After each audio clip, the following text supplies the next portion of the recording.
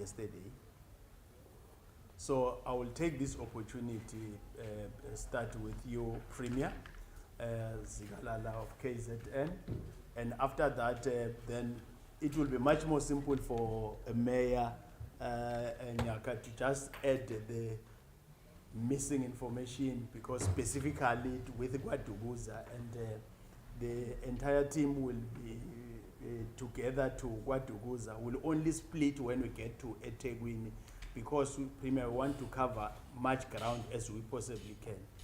And we want to emphasize that we are not on a fault-finding mission, but want to find solution to the disaster that is facing our country, our different provinces.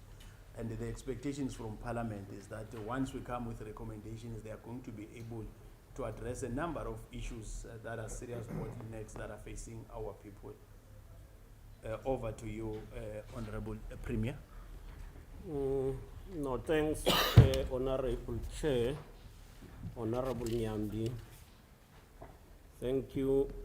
Greetings to you, as well as the Chair, Mr. Frolic. Greetings to you. Greetings to all members of the NCOP and National Parliament, the Honorable Chairperson of the Portfolio Committee of COCTA in KwaZulu Natal, Honorable Tele, the Mayor of KwaDuguza, Her Worship Councillor Nyaka, the members of the staff and management. We thank you for offering us this opportunity to meet today. We are meeting on a subject that is quite a challenge, not only to KwaDuguza as the municipality, but to KwaZulu Natal as a whole. We welcome your visit, which strengthens us, because accountability is important for not only to account to each other, but to preserve also integrity. So we are free with accounting, and we welcome the committee. Now, just a few issues before I get into the report, which I will summarize. Firstly, I think there is a need, and we would like to plead with you as the committee that is quite composed well. You represent almost all parties, I believe, that are in the National Parliament. The main challenges that we are having in terms of this management of the flood challenges, the first one is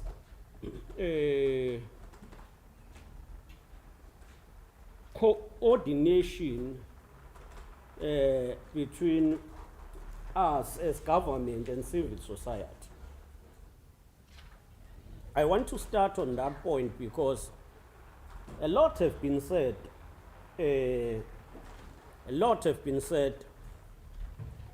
Yet what is said is not finding expression on the ground. Currently, the government is seen as a government that is unable to carry resources. And it can't account, and a lot of things have been said. But a lot of these NPOs, NGOs have been given a lot of money to assist people. Nothing has been delivered on the ground. May I take this opportunity to mention just 3 honorable members, maybe 3 as an example. I'm told, and we got a letter from the US consulate, saying they've given the national, what is this fund? That is at a national level, that was a solidarity fund. They've gave solidarity fund 8 million. But we have not heard anything from solidarity fund. So I'm mentioning one. But we also hear organizations like your National Lottery saying they are busy working. They will be there, but what they do is not what they promise or they publicize. It's not. And I'm saying so because I've been critical on this point. Now some have begun to send us reports, and you begin to see that really what they claim is not what they are delivering. Now it will be good to look on those issues.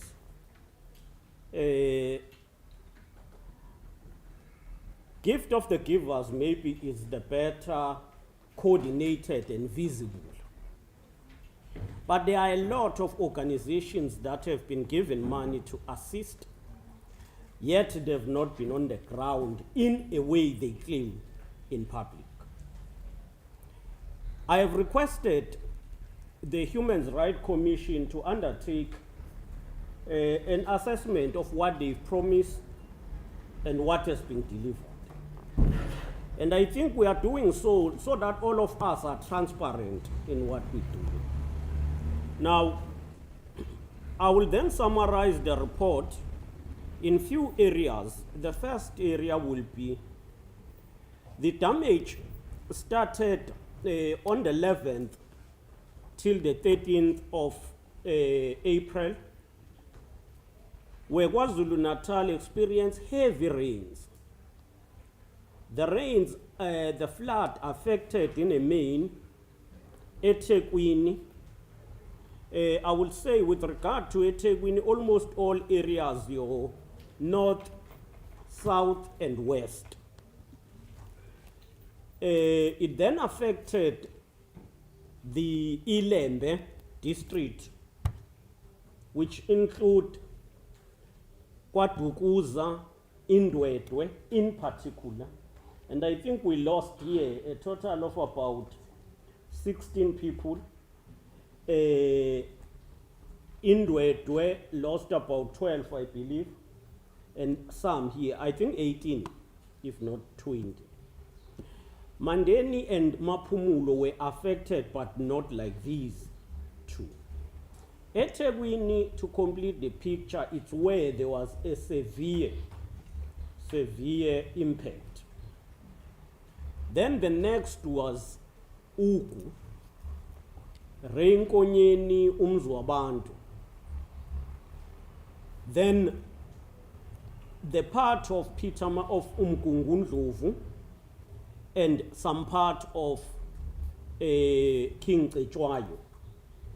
Then the rest of the province, but these are the districts that were severely affected, with a total number of 448 people who passed on during that first period. Then a damage to about 610 schools, lot of houses, bridges were damaged. So where are we now? We started with humanitarian support, providing shelters to people. We managed to get shelters for all people who needed accommodation. We then managed to get food, clothes, and water for people. We then focus on search and rescue. Number of people were rescued by the team composed of SAPS, SNDF, the municipal officials, but also other provinces And provinces to mention will be Free State, Western Cape, Northwest, Limpopo, and Mpumalanga. At a different level, Western Cape, Northwest, in particular, assisted in providing support from on rescue, search and rescue. Then, and Limpopo assisted on that, those three. Free State assisted in support through the rescue team, but also added humanitarian support, as well as Mpumalanga provided humanitarian support. Members who constituted the teams were the SNDF in particular, the rescue teams from SAPS, and the municipalities. So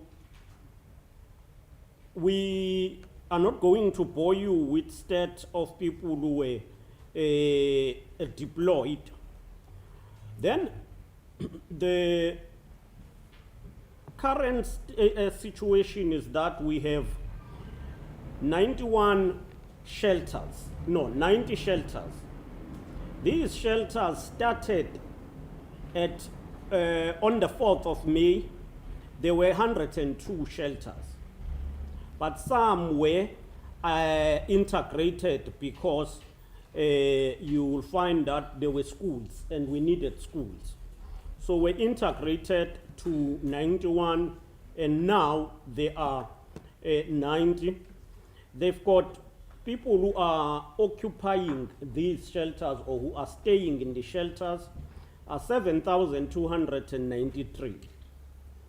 They are in eThekwini currently 73 shelters, in Ilembe 12 shelters, Ugu 4 shelters, and Umkungundlovu 1 shelter.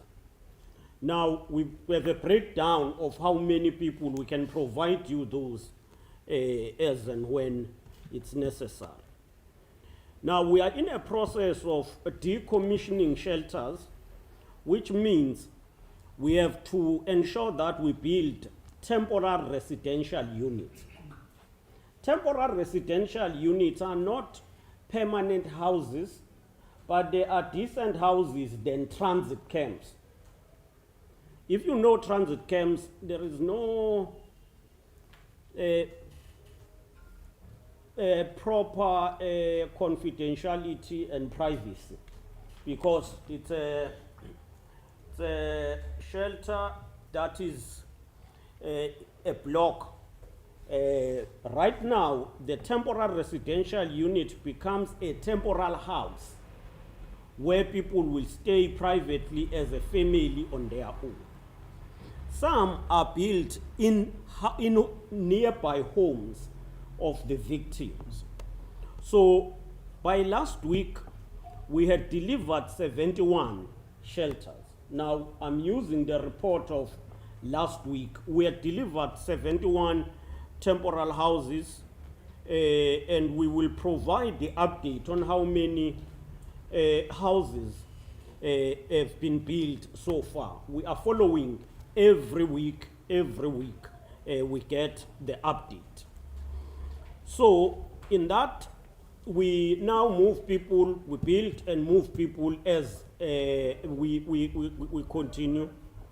Then with regard to funerals, we managed to provide funeral support to all affected families.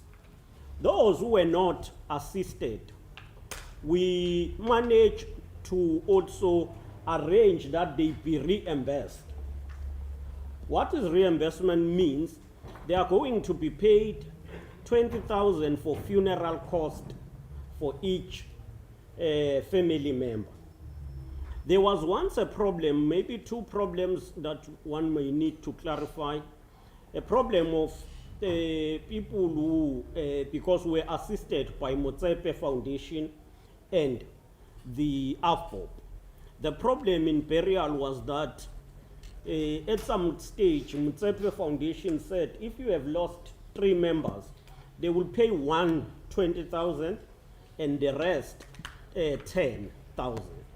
We engaged with them, they reviewed that policy. Eventually, they agreed that they will pay 20,000 for each member who passed on. The second was with the AFPOP. AFPOP had a problem of saying the victims, maybe a victim was a member or a client of AFPOP. Now they will have to claim because they were paying, but then they have to be subsidized on the other hand. So we had to deal with those logistics, and eventually we said people must be paid and AFPOP must carry its responsibility. Whether that's tantamount to double benefit, we believe they were paying, and they are also due to benefit from this other fund that we've put in place. Now, I think where we are, in summary, we have managed to pay to bury all people who came, but they are missing people. They are missing 88 people who are still missing. I must say we continue through search and rescue team to discover the bodies as and when they continue. It's a traumatizing experience because some have been discovered just recently.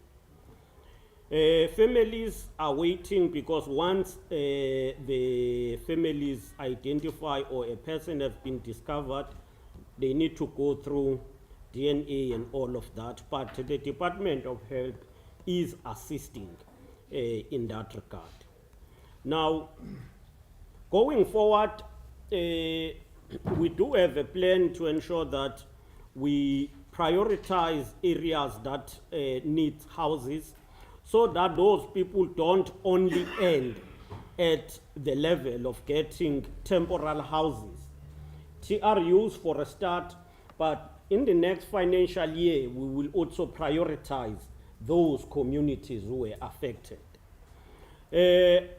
In summary, I think that covers what has been done. Then the infrastructure. Infrastructure damage were schools. Let me start with schools. Schools, we had schools that we managed to characterize them into 3 categories. There were those with minor repairs. And those with minor repairs are schools where the school itself, through the funding norms and standard, they will be able to do repairs. The second are those that needed support, maybe on minor, on maybe repair of few classes. District were tasked to take care of that. The third were seriously damaged schools, which then needed mobile classrooms, and those were delivered.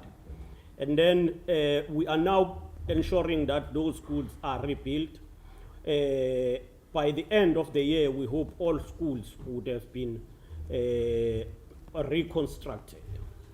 With regard to road infrastructure, number of roads were affected on the first flood. We managed to start clearing the roads, but we then had to reconstruct those that were washed away. While we had started reconstructing, the rain came back and we suffered again. But we can say we've started now. I believe this weekend we will start opening N2 in the south between Yomkababa areas to Durban. Then we are working to reopen the bridge that is called Lamesi Umdloti. I believe in the next week or 2 that bridge will be opened. We are also repairing M4 between Tongat and Lamesi. We will then have to rebuild a bridge that is between Lamesi and Palito. That will take almost 6 months, according to the engineers there. But the one between the M4 between Tongat to Durban, I think in the next 3 weeks will be opened. And I mean by that, the M4, the part that has been washed away, the bridge as well. The R102 between Tongat and Palito is gonna be also be repaired by the partnership between DOT and Tongat Hulet. Tongat Hulet have came on board and donated, they are prepared to donate 500,000 toward fixing that road, and the government has to pay about 1.5 million. So altogether is 2 million. This is the road that is between Palito and Tongat. So in a month also that road will be opened. That will help us because once you open those 2 roads, you will then go back to Sanral so that Sanral enforce again, reintroduce the payments in the 2 toll gates where we requested that Sanral waive the payment in the toll gates there. So once we have done that, we believe in a month, by end of June, everything should be back. The only thing that would not be fixed on this side will be the bridge that is between Palito and the Tongat side, the Westbrook side. On the south, while N2 will be fixed, it will be fixed in a way of extending the lanes on the side, the additional lane on that affected area, but the main road might take a year to fix. So that is the status in terms of the infrastructure. Other major roads are opened and functioning. With regard to Bayhead, we managed to reconstruct through Transnet, reconstruct one road within a week, but after that then Transnet continued. And I believe now, though the traffic is not flowing as we will expect, but the port is functioning to a particular capacity that is reasonable. With that, I think that will then take us to the last part, water, or let me say services.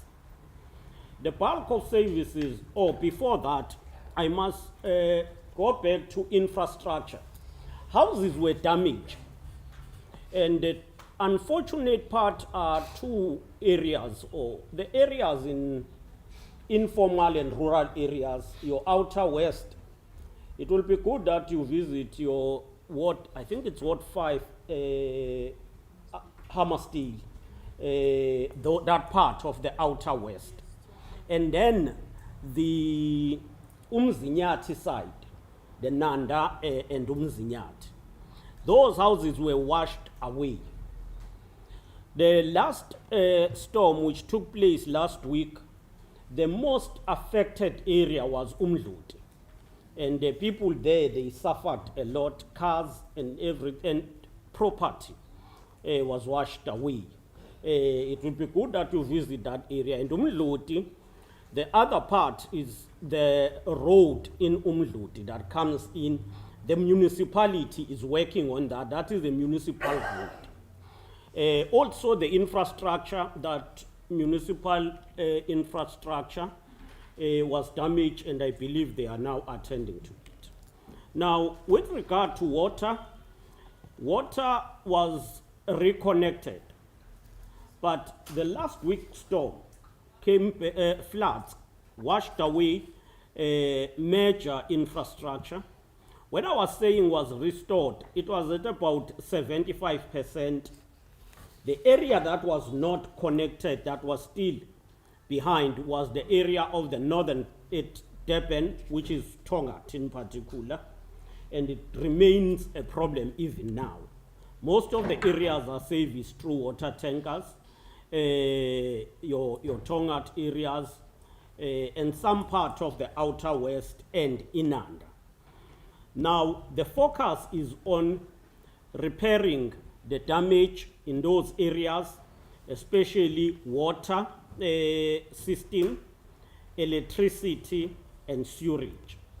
I would say the infrastructure damage, the major infrastructure damage, was in eThekwini. In other areas, the areas that were affected would be your schools, houses, and so on. But where you had a lot of bridges washed away and roads washed away will be in eThekwini. So at a high level, that will be the summary. But the detailed report will be provided. We do have a detailed report here. We will provide a detailed report to you, Honorable Chair, unless there are questions, but that is a summary at a high level. Thank you. Thank you. Thank you. Colleagues, this is the situation in terms of KZN.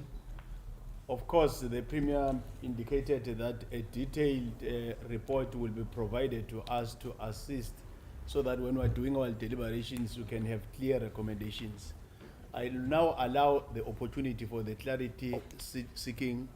Sorry, before we do that. Just one major addition. There is no allocation that has been received as yet. So I must clarify that. There is no allocation. So whatever we are doing for now, we are doing from our own baseline. And that does not mean there is no cooperation. There is cooperation, but we have to follow due processes. In this regard, we needed to submit a comprehensive report to the National Disaster Management Center. A comprehensive report was done and submitted. But as it was submitted, further damage happened last weekend. We will need to provide an additional report to that. So that is the situation. Thank you. So it's an issue of reprioritization. They don't have that allocation. Now, we can assure you, Premier, we went to Ward 1 yesterday in Umlalazi. We know your temporary residential unit. We experienced them, we saw them, we know what they are doing. Let me take the hands. It will be, I'll give you numbers, then you'll introduce yourself, or even if I call your name, we'll also do your formal introduction. Honorable Dengiwe, Honorable Mente, Honorable Lesoma, Honorable Mashiko, Honorable Hlengwa, Honorable Sheikh. That's the first round. Yeah, Honorable Khalifi. Thank you very much, Chair. Thank you very much, Premier, for the summary report, of which is very detailed. The summary. I must say that we were tested for this summary from you as a head of the province yesterday when you arrived in Dallas. Thanks for coming. You know, our strategy was that we are meeting municipalities without getting a brief from the province. But nevertheless, we did get a presentation. I think it was last week, coaches from the national and from the province. It was a presentation on it. And then I can see when the Premier was also telling us some statistics, referring to the very same presentation, for instance, 88 people are still missing. So I want to zoom in on the coordination itself, because whether we can meet with different municipalities, but if there is no proper coordination of disaster management at a provincial level, that becomes a problem. For instance, there are different wards under different municipalities that have submitted a list. If you remember very well, coaches also complained to the Minister of Coxa when she was there, to say that some of the councillors, activists, as we have submitted a list, it has been more than a month. No one seems to know where is that list, and beneficiaries are asking us. So that's why we wanted to get this type of presentation from you. Where are those people? Where are those lists that were submitted? Which department is going back to the beneficiaries to tell the beneficiaries that you have got your name through submission, but we are at this stage? For instance, the Department of Human Settlement. You are talking about those temporal structures. We need to know specifically the wards who are affected to say, we are in the process of providing you with a temporal unit here, but we are still engaging with different, as we are saying that we are still waiting for the money. So we need that clarity in terms of coordination of all departments that are involved. That is number one, that is my problem. Number two, as correctly you are saying that Premier, there are still people who are still missing. The families are knocking to us on a daily basis. They are frustrated. They have lost their family members. The rescue team have tried their best, but the fact of the matter, even if police have come more than twice or 3 times, if the family body has not been found, it's still a problem for a certain person. Can we get a clarity? Are you still continuing as a progress to try your own level best through this rescue team? What must we say to people who are still there are people missing? That is one. Number two. Number three. Number three.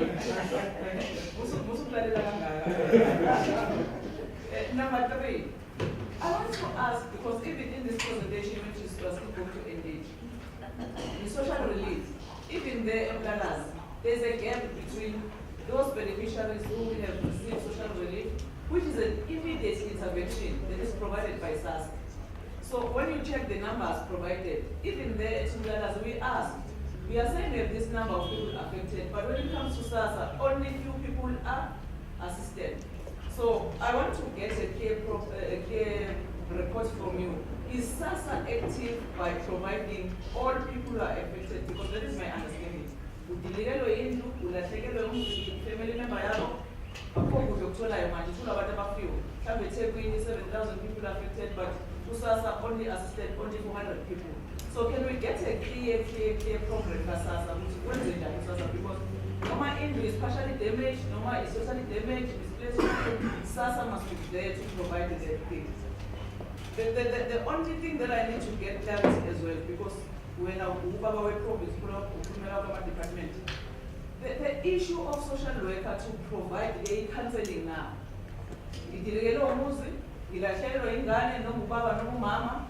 Then now young families affected.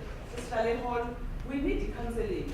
Now the issue here, there is no capacity from the social development. They don't have enough staff to provide such things. We told our members of family, they are 21. So you can't be saying we are going to cancel only one person from this family. And then you can't be demanding that also from social development to come and cancel. And the cancelling is not one-stop thing. So I want to check with the province, what is your plan in that regard? The last one can check the issue of schools.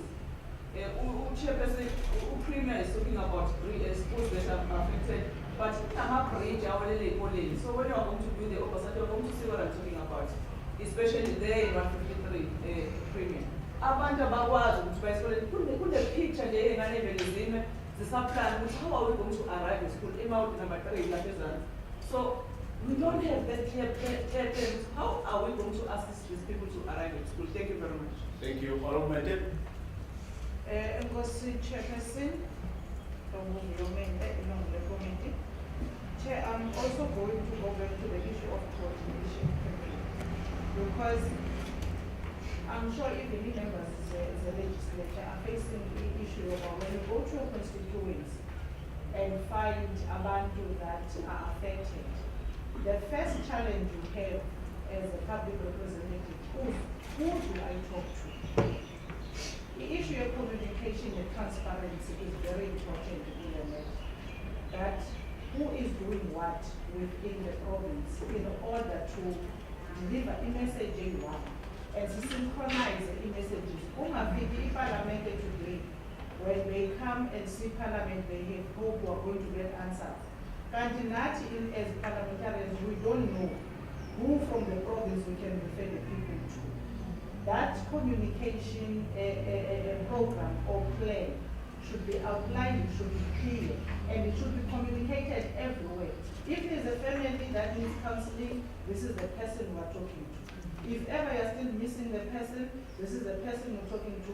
Those that are facing issues with their health and whatsoever, this is the person who's doing it. That plan for me is very important and it must be communicated so that one way to us over the message in one and one way to us of manner, that comfort over our government is looking out for us. Now, number two, I want to suggest or either ask if this has been done. You are saying about the they go through the issue of DNA and all of that, and we know that process sometimes takes a bit longer. And then abantu bafuna closure right now, and some of them they are dealing with the pain of losing them, but according to but at the very same time, what we you have a hope of so my question is, do we already have data that's collected in DNA of all families that is banked somewhere? So that every time we find time, we just run comparison. So that it takes only 24 hours, still release it it will be the fact that we must still go run all the families first and then see which it will be best to bank the DNA. We just deal with the matter of comparison and release the vote immediately. Now there is a tricky part, Premier, which I understand that disaster has affected everyone. There are areas of people who have insurances for their homes and they have shelter. Isolo, we heard from the mayor that affected, even here I saw, affected households are many, but some of them, Emakaya, I think there's 3 years old, 4 years old, 5. So affected everyone, that one just needs to go to government, assist them with the roofing or the windows or whatever. But there is a shelter at home. But you probably not completely. So the issue about the and I don't know, I want to understand what becomes then the plan, because and they will not accept their temporary housing also because their temporary structure, they are sometimes insurances are already they have covered the master hotel and all of those things. So if prioritization, then it can be much huge when it goes to that area. Now I want to understand how do we deal with that? Because abantu bakuthi already city, if ever the bigger person brought it, they become priority. But it's another poor that like the family who were in a ward 1, it's not even a proper brick structure. That one is those things is a dark, and if those people are priority because one, they are poor, no one works, nothing, they absolutely have nothing. Person goes to the insurance, is being provided for. So how do you then deal with that situation? What then becomes a communication to the people back? Don't feel like you see prioritizer over you. Balance here to see creator and when it gets there. The last one is it's good that you declare Duma Amina and then allocation. But my understanding is that the government nationally is sitting with, I think, about 4 emergency grants that each municipality can apply to. Are your municipalities in a position to apply for those emergency grants? There are other grants besides emergency grants that they can apply for now and utilize them for this disaster. Are your municipalities aware? Are your MMs having capacity to access those grants and build a profile, a good enough and a business plan that's good enough to convince national? Or can you take that task to your office, that your office must see to it that all these municipalities can create a very good business plan to more, for the application of the grants and motivate using disaster, because this disaster has also exposed the weaknesses in the government. More than anything, you can see other weaknesses that these were supposed to have been provided for already. People shouldn't have been sitting in the structures as in the poor condition here, but then it's a story for another time. But if your municipalities are not having capacity that is adequate enough to apply, please take the task to your office and ensure that those grants are actually, they are there, they're sitting there to assist municipalities, but people don't use them and demand them. Besides the whatever allocation you are going to get, those grants can be qualified. Thank you, Chair. Thank you, Professor. As long as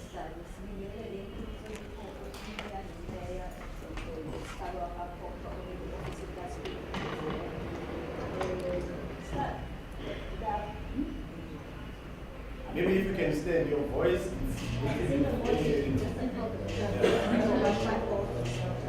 Also, I was living next to the tablet. It was noisy.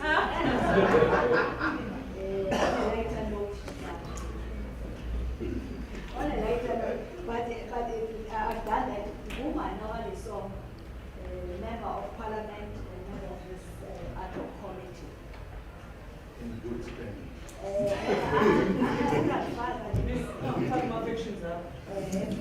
No, we are fully aware and let's welcome and appreciate the details of someone report that has been presented by the previous. But also we're mindful that we're still going to engage with specific municipalities. Some of the details will go there. But I just want to start by saying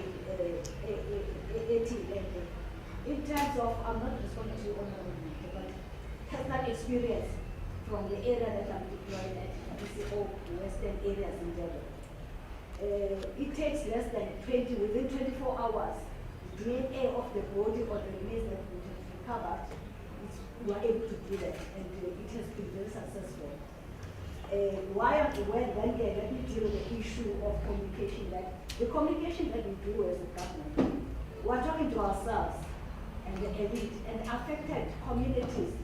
They don't have that information until you go there or until they toy and so forth. Because people, they are not toying because they are impatient without understanding. It's because nobody communicates to them. I will repeat the appeal, a very hard appeal. Let's use the platforms that go directly to the people. Your Twitter, your newspapers. I don't have a TV, I've lost everything. We are going to hear and listen to those news.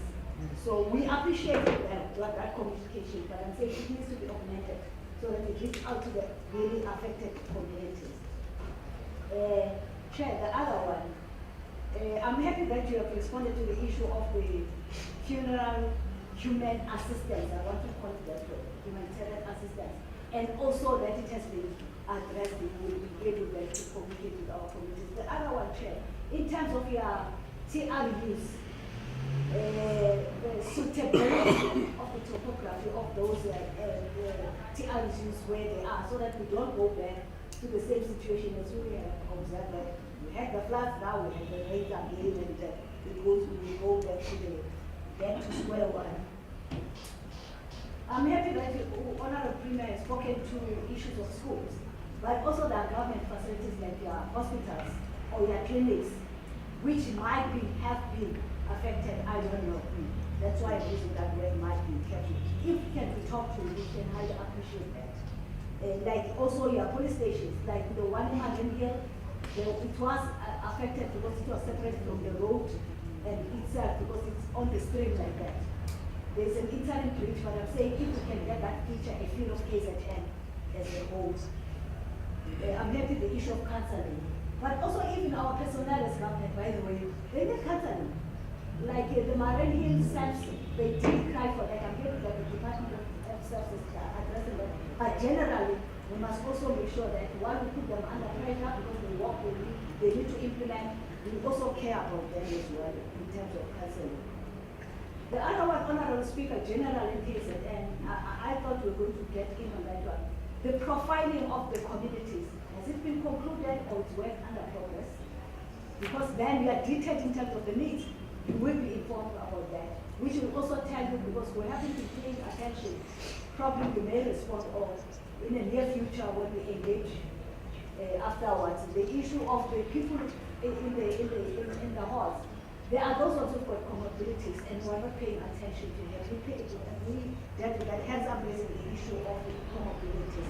The rest is the Mashira Akapatoma. The very last one is the issue of categorization of the beneficiaries and prioritization of those in terms of the areas because we've got affluent and semi-affluent and those ones are not Thank you, Honorable Mashiko. Thanks, Chair. My voice is loud and I might not need to. Yeah, you are short. No, thank you, co-chairpersons and the Premier. And I think just to overemphasize the point the Chair was raising, that the presence of the Premier or the province helps a bit because then your point of departure is clear rather than starting from the tail to the head. You need to go up downwards. And I think thank you, Premier, for having been here. Just one or two things. Chair, the Premier, the criteria, and I think Honorable Musuma is asking it differently. Let me ask it differently. The criteria you're using to qualify or to disqualify those beneficiaries, or the level of benefits that you give the beneficiaries having used that criteria, what is it? Is it the normal, is it the standard one, and so forth? If it's standard, how implementable is it across the board? And on the basis of that, and I have heard you are saying when AVBOP raised their discomfort of double dipping, you are saying if it is double dipping, let's live with it, let's move. You see, the danger is when I double dip when someone has not received even the first one.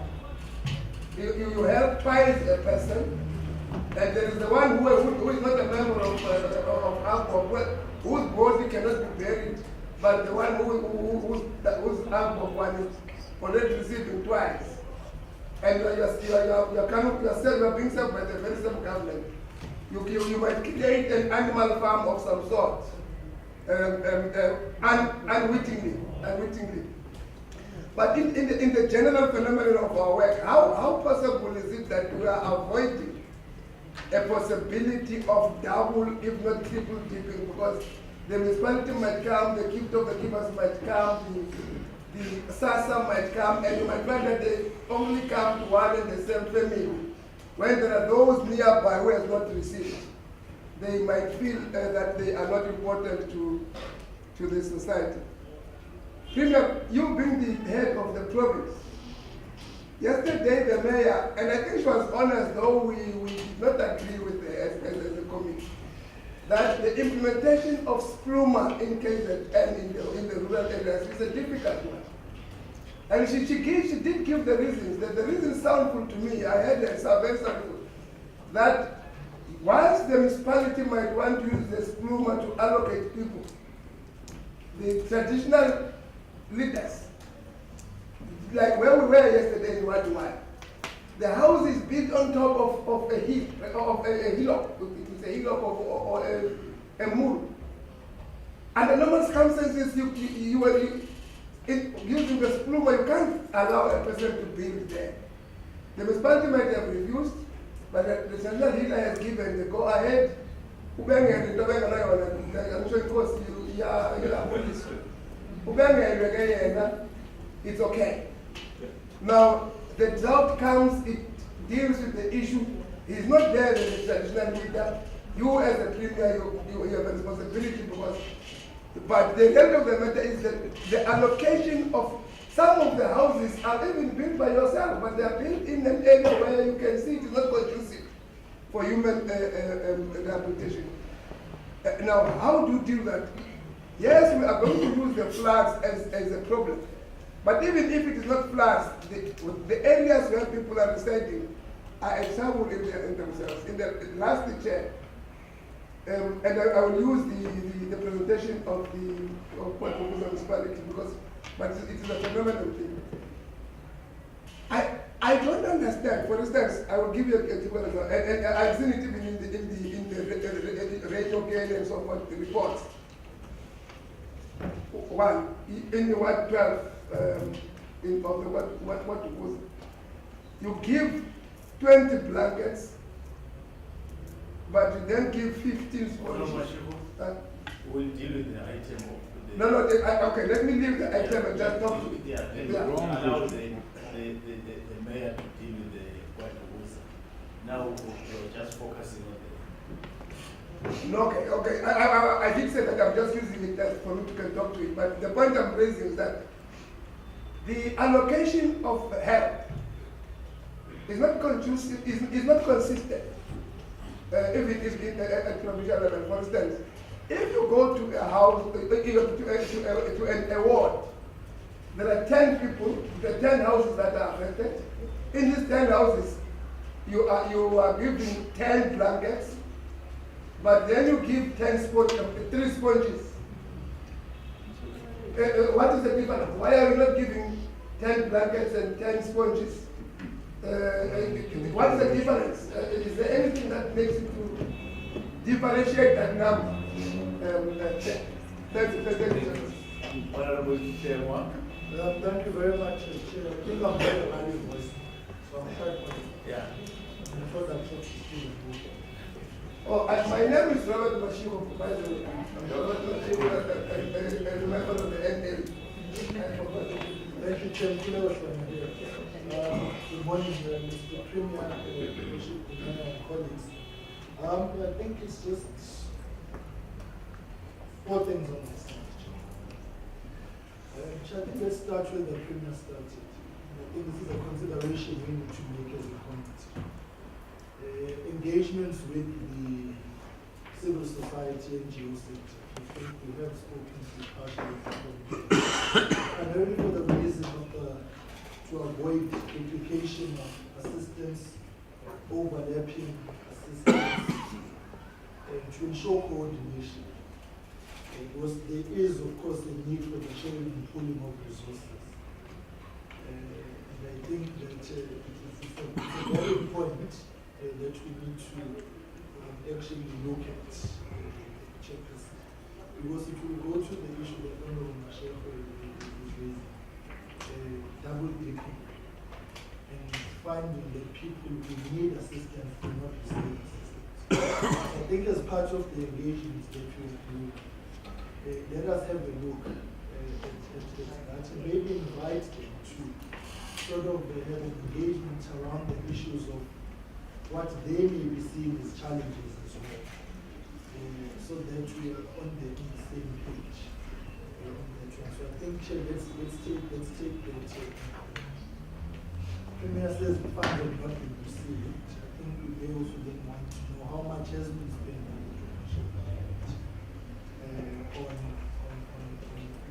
as a response to us. It can be a submission that we can receive so that we can be in a process to track the expenditure and taking place. So that by the time the audits come out, we can be able to synchronize the two as well, because the audit I suspect is not going to be those, it's going to be about something as well. I think so let's get clear. Devise a model of reporting report to us in terms of how they're spending and follow up on this 1 billion. Because I think it's very dangerous for an announcement we made that there's 1 billion, because it sets into motion legitimate expectations from the public, particularly the affected, that help financially is on the way.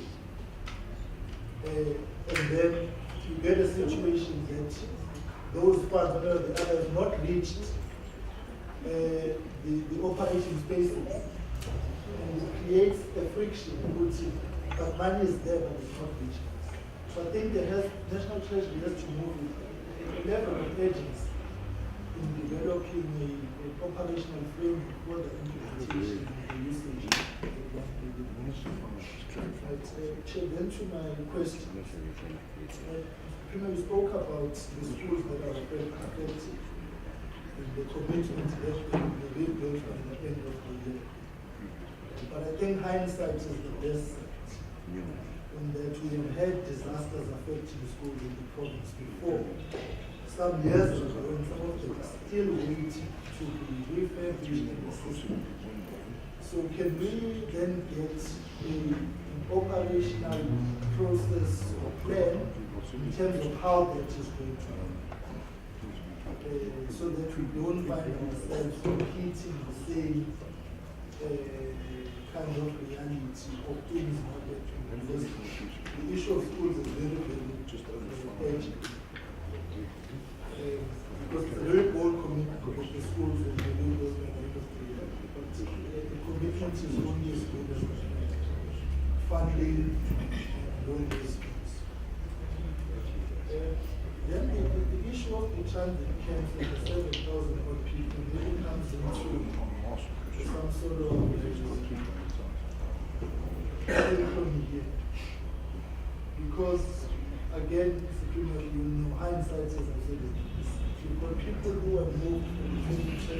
up to like around 2 plus, very busy, non-business.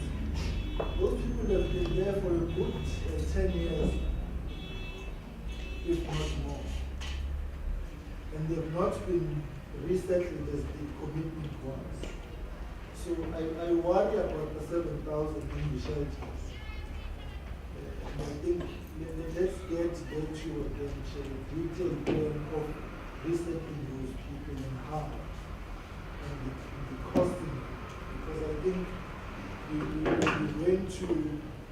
must not find comfort in them in shelters and sort of then have a nice affair, have a life approach, or have a Natal because they are settled somewhere and sheltered and it's okay because something else is going to happen and our focus shifts to the next thing. And we've got a backlog of people who have been in transit camps and so on, and we now know that nothing happens. So I think a resettling plan, the chair will be required. Lastly, chair, the TRUs, the 65,000 rand voucher.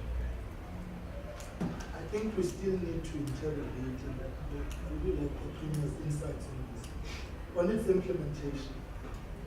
Because my understanding is that the 65,000 is an upper limit of it. So what you are I'm getting a sense that the entire 65,000 is wholly utilized, not to match the needs of where the TRU will be placed. So I think let's get how is it being implemented? The breakdown involved in how to take it is actually so Chair, I think maybe all this funding is around the water tankers because the findings already in they're in use.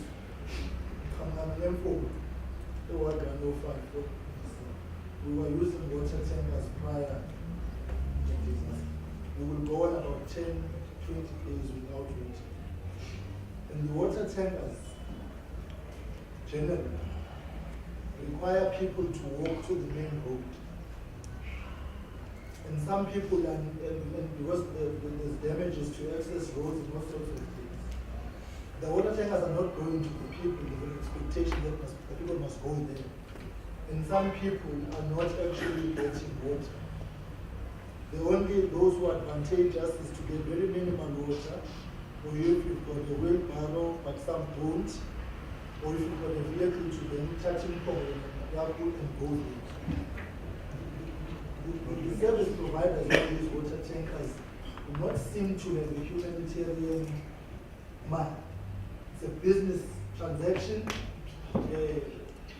In and out as quickly as possible to get the next load of water, but the water is actually not reaching the people. And then there's a stampede at some point. So can we also look at the accessibility of these water tankers in the affected areas? Thank you, Chairman. Thank you. Honorable Premier.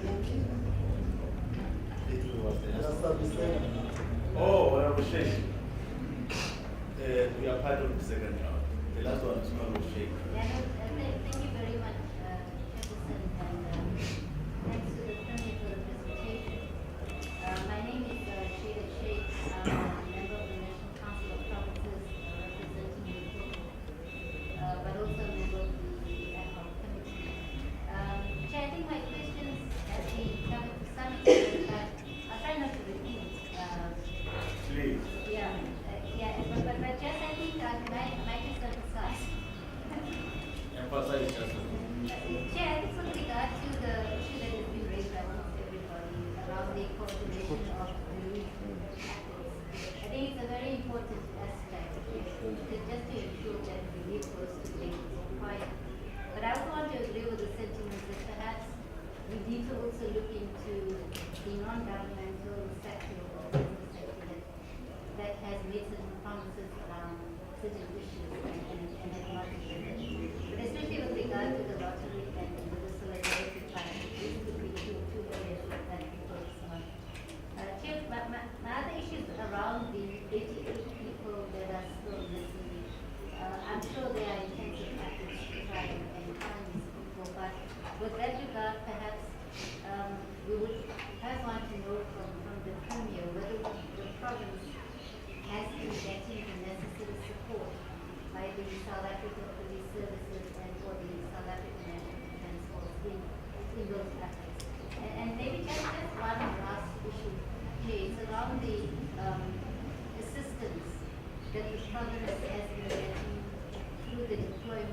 the South African National Defence Force. Besides search and rescue, there's also assistance in the form of repairs to infrastructure, emergency repairs, and those type of things. And you're aware that the deployment of the forces ends by the 14th of June. And perhaps if you can also be briefed around what is the SANDF support, what support is the SANDF giving in terms of infrastructure and investment, for what period they require, and whether by the 16th of June, the province will be able to take over such work that is in that direction. Because you partly covered, I can take the last one, that will be honorable to do for the professor. Yes, thank you very much, Honorable Chair. My name is China Dodogo. I represent the NCO Peace Committee, and I'm from the Northwest. Just one question. When we engage with the National Department of Monitoring and Evaluation, it indicated that when these disasters happen, the departments at the national and provincial level had already submitted their strategic plans, their annual performance plans, as well as their budget. Now, a framework was developed to ensure that all of these departments and entities prioritize their budgets. I want to check how far is that process in the province of KwaZulu-Natal, but linked to that point is a question around how do you assist municipalities to readjust and reorganize their own plans so that they must also contribute in ensuring that they relieve the situation as it occurs. Thank you, Chair. Thank you, Honorable Tutu. I hope the second round will follow your example. Honorable Premier.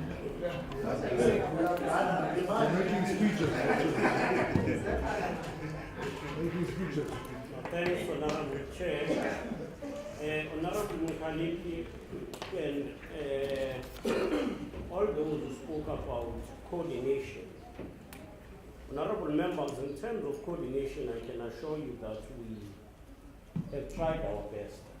Firstly, to ensure that departments are coordinated in the province, but all municipalities that are affected get necessary support and coordinated centrally. And in that regard, the Disaster Management Center has been a coordinating body. So, all those who are dealing with your human settlement issues, social relief, the center is one. It's coordinated in one center. The Premier's office is providing the support and access to information. We have a dedicated number where people are able to call. It's a call center, it's dedicated, we take requests and we take reports and feed to the center, the Disaster Management Center. The Disaster Management Center on its own has a link with districts. And even before this happened, we built district disaster centers in all districts. In all districts, they are there. And therefore, that's what coordinates us. But it does happen, honorable members, that others, especially outside government, would work in a manner that does not assist this coordination, where they would go to a center or a facility like your shelter, they provide support. In addition to what has already been done, and that talks to WDP, Honorable Mashiko. So I think that is beyond our control. What we have done so far is to engage them through social development and there was a meeting with all NPOs and NGOs that are providing support. And that meeting agreed that there must be an alignment. So they report to the district, and it is the district center that says, these are shelters that need support. This shelter has this particular number of people, so that we don't have double dipping, but we don't also have one and the same shelter getting support while others are in need. So that is what we are doing in terms of coordination. We do need to improve. We have tried our best, and I think we are at a level where, as government, we are able to coordinate, and we are providing effective response at all times. There might be communities or community members who will say we have not received support. In fact, the number of people who have been getting social relief in terms of food, those who were getting food, in fact, would obviously be above the number who are housed in shelters. During the day, you will get people coming to get food. They will eat, but then they will go and sleep in their relatives. So that is the situation. With regard to bridges, connecting communities and learners to schools, yes, that is a challenge. We have already submitted about 48 bridges for construction to the SANDF through National Department of Public Works. 18 have been assessed and approved for construction, and these are daily bridges. But some of these daily bridges will be in a position to be used by vehicles as well, but that will be subjected to engineering certification. So we are doing that. I know, of course, of the situation of Manvit in Ward 53. We are attending to it, Honorable Members. I will take the suggestion by Honorable Mete, and I think it is a suggestion that we must have a process where we take DNA in advance, so that as and when bodies are discovered, it is easy to compare within short space of time. But in most cases, our process has been like 24 hours or so, and we have not had a difficulty unless where there will be a person found, but no relative will come for that body to clean that. The capacity of our municipalities to apply for grants, yes, in some cases you'll find that there is a lack of capacity, but at a provincial level, COGTA and Treasury are providing support, including engineers, including support in terms of ensuring that municipalities and municipal officials are assisted technically. We are supporting them on that. Where there will be a problem, yes, OTP will assist as suggested. We're taking that call. Counseling, Honorable Lesoma, yes, it is done, but I wouldn't say we have enough capacity. To be honest, I thought that the allocation of social workers themselves in the case of has always been low. We don't have sufficient social workers because of budget constraints, and we are nowhere to satisfy that requirement. Now, given the fact that the number of people who would need the support is high, we will obviously not be in a position to satisfy, to do that in a way that satisfies ourselves as the government.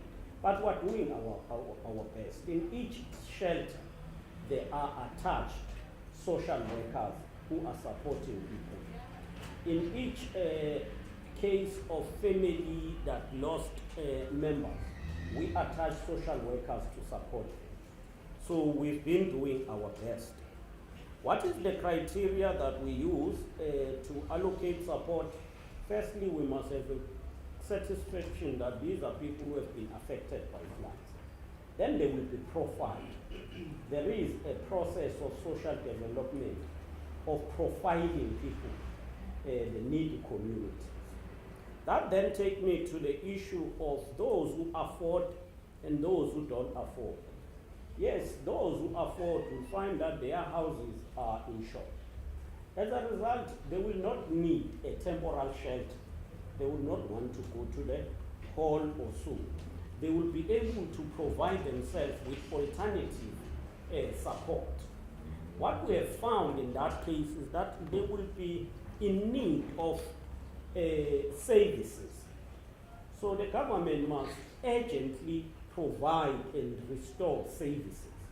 They will not want government to build a TRU for them, but they will say, fix the road, build these bridges urgently. So that is what we've been doing. And I must say, we've been in contact with various members of communities. It is not that we listen to one side. You would have noticed we've been to affected areas of Umzinyati, but we've been to also Umzut. So we've covered all areas as government. And even the communication and support we've given to all people, including immediate response whenever there are calls.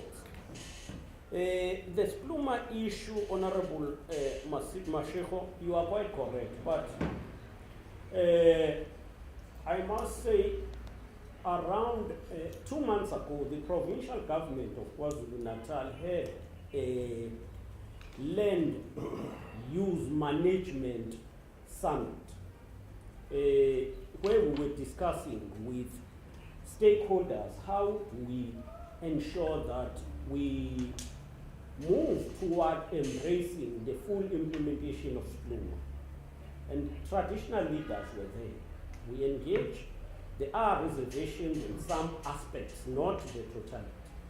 I would say we are in agreement, all of us, that areas that are used for residential purposes should be safe areas, and we are in agreement that we should embark on a campaign, all of us, to move people from areas that are prone to disasters. So we are working together on that. Yes, I wouldn't deny that maybe during those years, back maybe 10 years ago, due to lack of land and a situation where you would not do thorough assessment, there are houses that were even built by government in areas that are prone to disasters such as floods. But we've taken a view that we must now factor that in the work we are doing. We have a provincial council on climate change, and we feed in that. That's why even this summit embraced both spatial planning in totality, but also element of climate change. Engagement, Honorable Shengwa, with NGOs will be appreciated. If you as a committee will take also that call, we will appreciate that. Previous disasters. I must say that yes, there were previous disasters. In some cases, some schools were in a process of being reconstructed.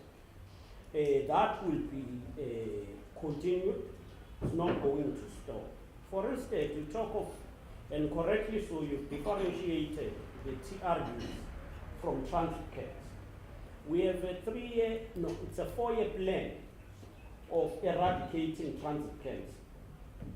We know that this transit camp will be eradicated because we've profiled the families that are there. We know how many families.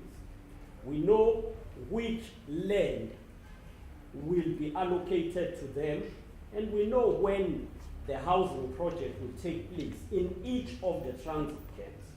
So there is that detailed plan. When we presented the SOPA, State of the Province, we alluded to that. I know for sure that this Pingo transit camp is one of those that are a priority of this year, and we will be there to ensure that those people are relocated. So each transit camp, there is a plan that by this time we would have completed the houses for those transit camps. Water tankers, I want to start by saying we have been emphasizing to municipalities that let us insource rather than privatize. We have been very hard on that call. Most of the water tankers in various areas are owned by municipalities.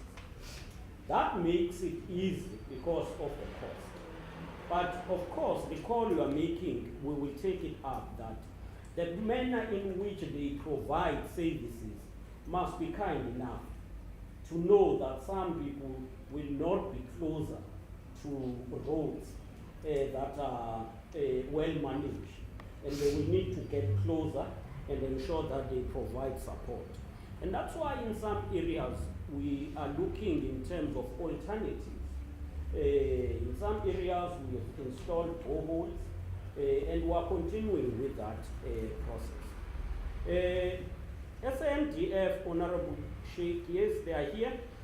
They are of great help in terms of search and rescue. They've been working with SAPS fully since their arrival. They are working with us in terms of reconstruction. As I'm speaking about Bailey bridges, they are the one who are building, constructing those Bailey bridges. They also participate, you might have seen, they are participating in construction of our big bridges such as your Umdoti Lamisi bridge. So they are helpful. I wouldn't say it would be advisable to withdraw all of them on the 14th. Maybe a dedicated unit will need to remain to assist us in a dedicated approach. Search and rescue team, those who are in engineering, especially, will still need their support. Yes, Honorable Dr. we have submitted all our plans to national government, and the minister in the presidency responsible for monitoring and evaluation can confirm. How do we assist municipalities? We provide support. Even before the introduction of the DDM, we had Operation Sugumasaki.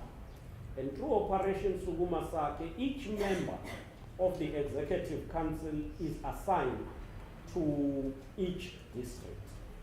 HODs are assigned to each district to support districts.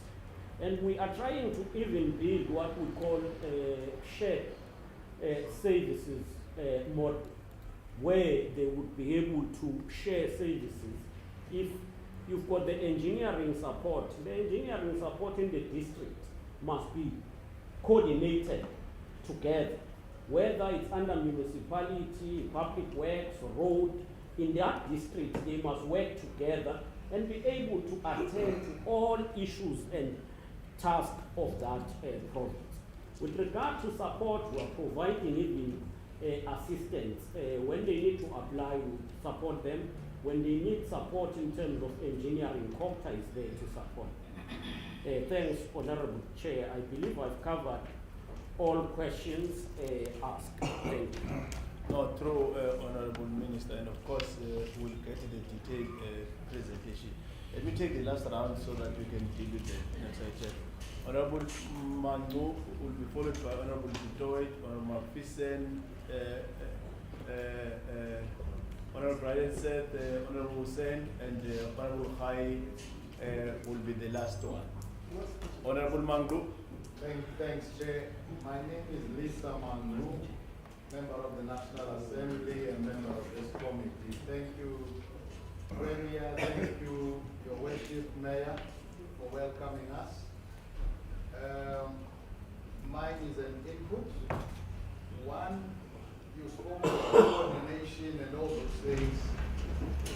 think my suggestion, not knowing what the template might be that your provincial disaster report should be, but I asked this question to Minister Gugubele, particularly the issue of rail infrastructure is missing in terms of the report.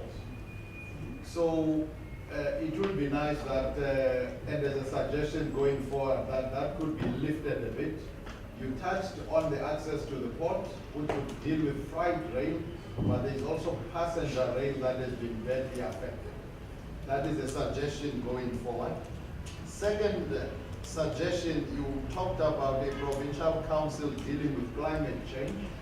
I found also in the national reports that there is lack of information regarding that particular issue, despite the fact that we are saying this could be a phenomenon of global warming, but it doesn't seem like we have an emphasis or a focus area zooming into environment. Maybe that is something that as a province, because you are mostly affected, you could want to zoom into and focus into it as a second suggestion. Lastly, which is also a suggestion, I had asked this question to Minister Nkosazana Dlamini-Zuma, but you touched on it as responding to the colleague, Honorable Shaikh, there about SANDF support beyond search and rescue. And again, that information was lacking at the level of national reporting. And perceptions out there might be that the soldiers are only there. That is the perception at least I had until you answer, that they are just there for search and rescue. So I think if we elevate such, would really be useful. Thank you, Chairperson. Thank you, Honorable Detroit. Thank you, Honorable Chair. Honorable Premier, thank you for being here. Honorable Premier, we still need clarity with regards to the 68,000 rand per temporary housing unit. Yesterday during our visit, we were informed that the 68,000 is the ceiling limit per unit. And obviously not all sites look the same. And we were made to understand that these funds can be spent per housing unit. On our way back to the vehicles, the municipal manager phoned the contractor and he confirmed, a guy named Raj, that 68,000 rand is being spent per housing unit, irrespective of the circumstances where that house is erected. So we just need clarity on that, please, Premier. Thank you, that's all, Chair. Thank you, Honorable Detroit. Honorable McPherson. Thank you, Premier. Thanks for being here.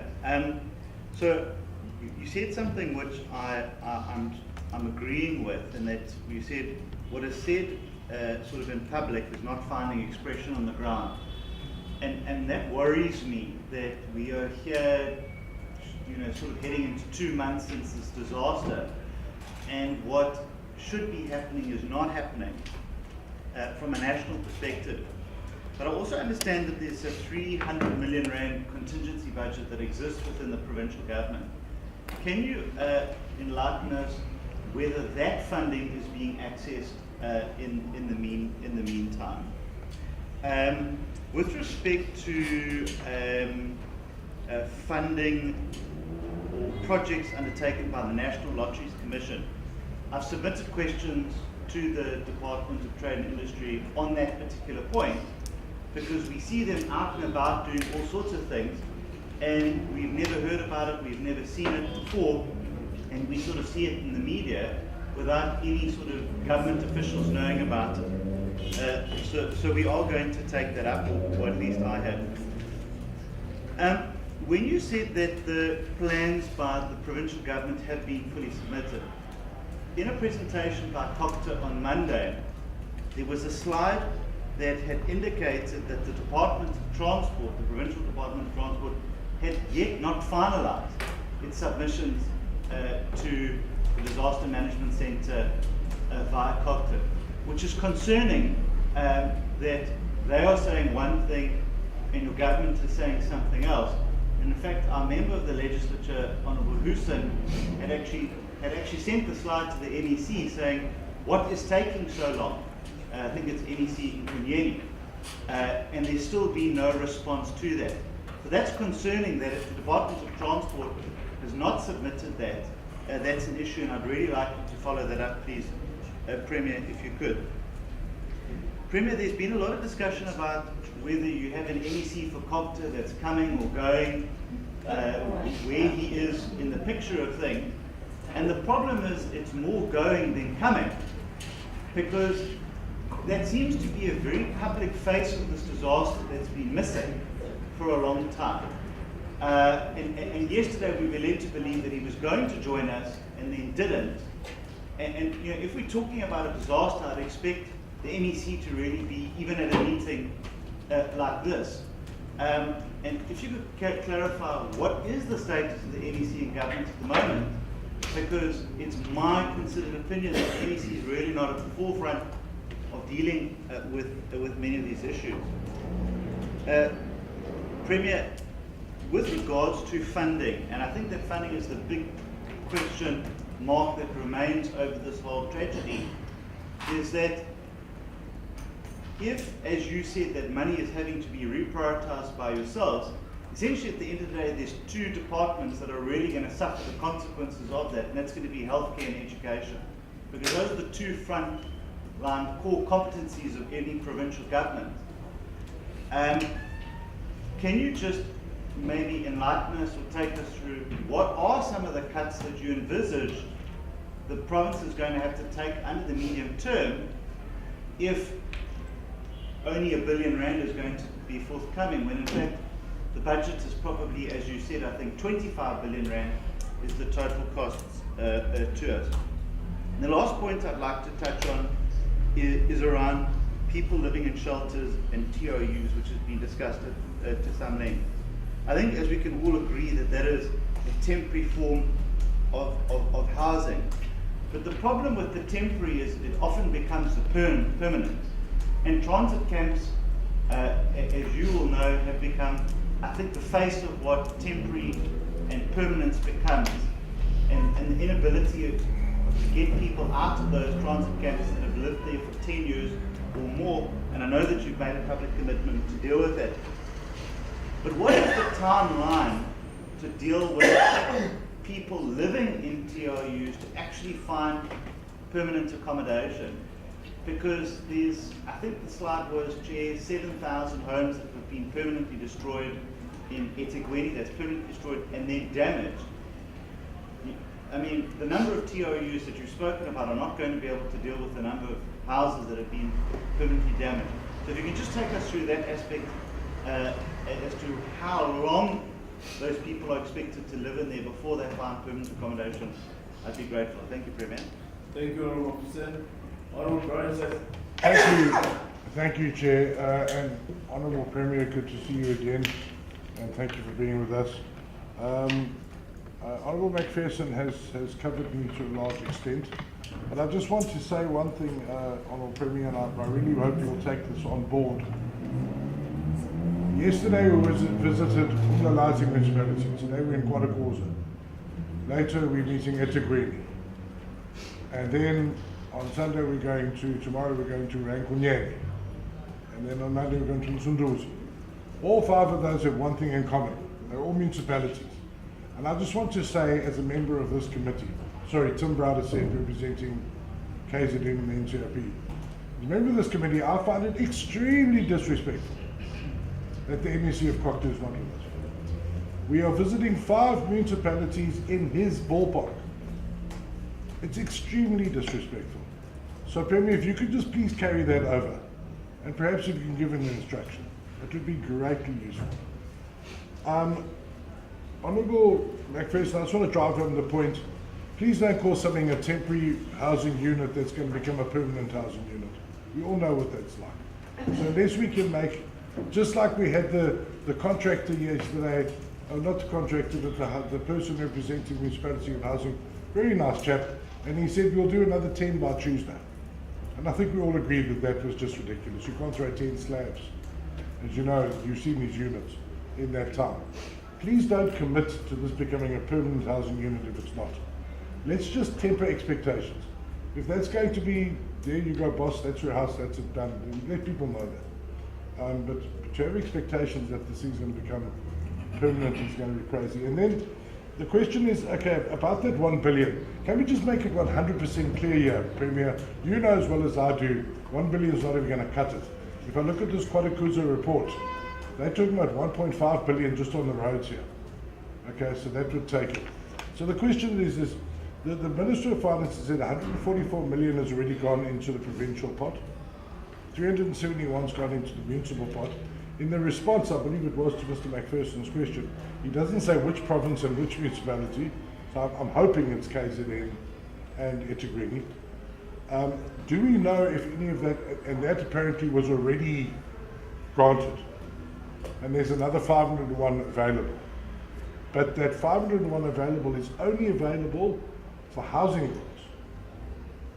So how are you going to get around that? Because you have to submit requests to the National Disaster Centre, who will then talk to Treasury and Finance. Are you only going to be able to claim 500 million just on houses? Or are you going to be able to somehow bend the rule and say, listen, we need some money for roads as well? Is that just going to be houses, if the Minister of Finance is correct? And then, Premier, what about the rest? I honestly think that you need to really raise your voice and say to National, look, we get it that we have to reprioritize, and we've covered that in the committee, but it cannot be right. It cannot be right that National expect province to carry the entire load of 17 billion rand. It cannot be right. Premier, you know as well as I do, you haven't got that money.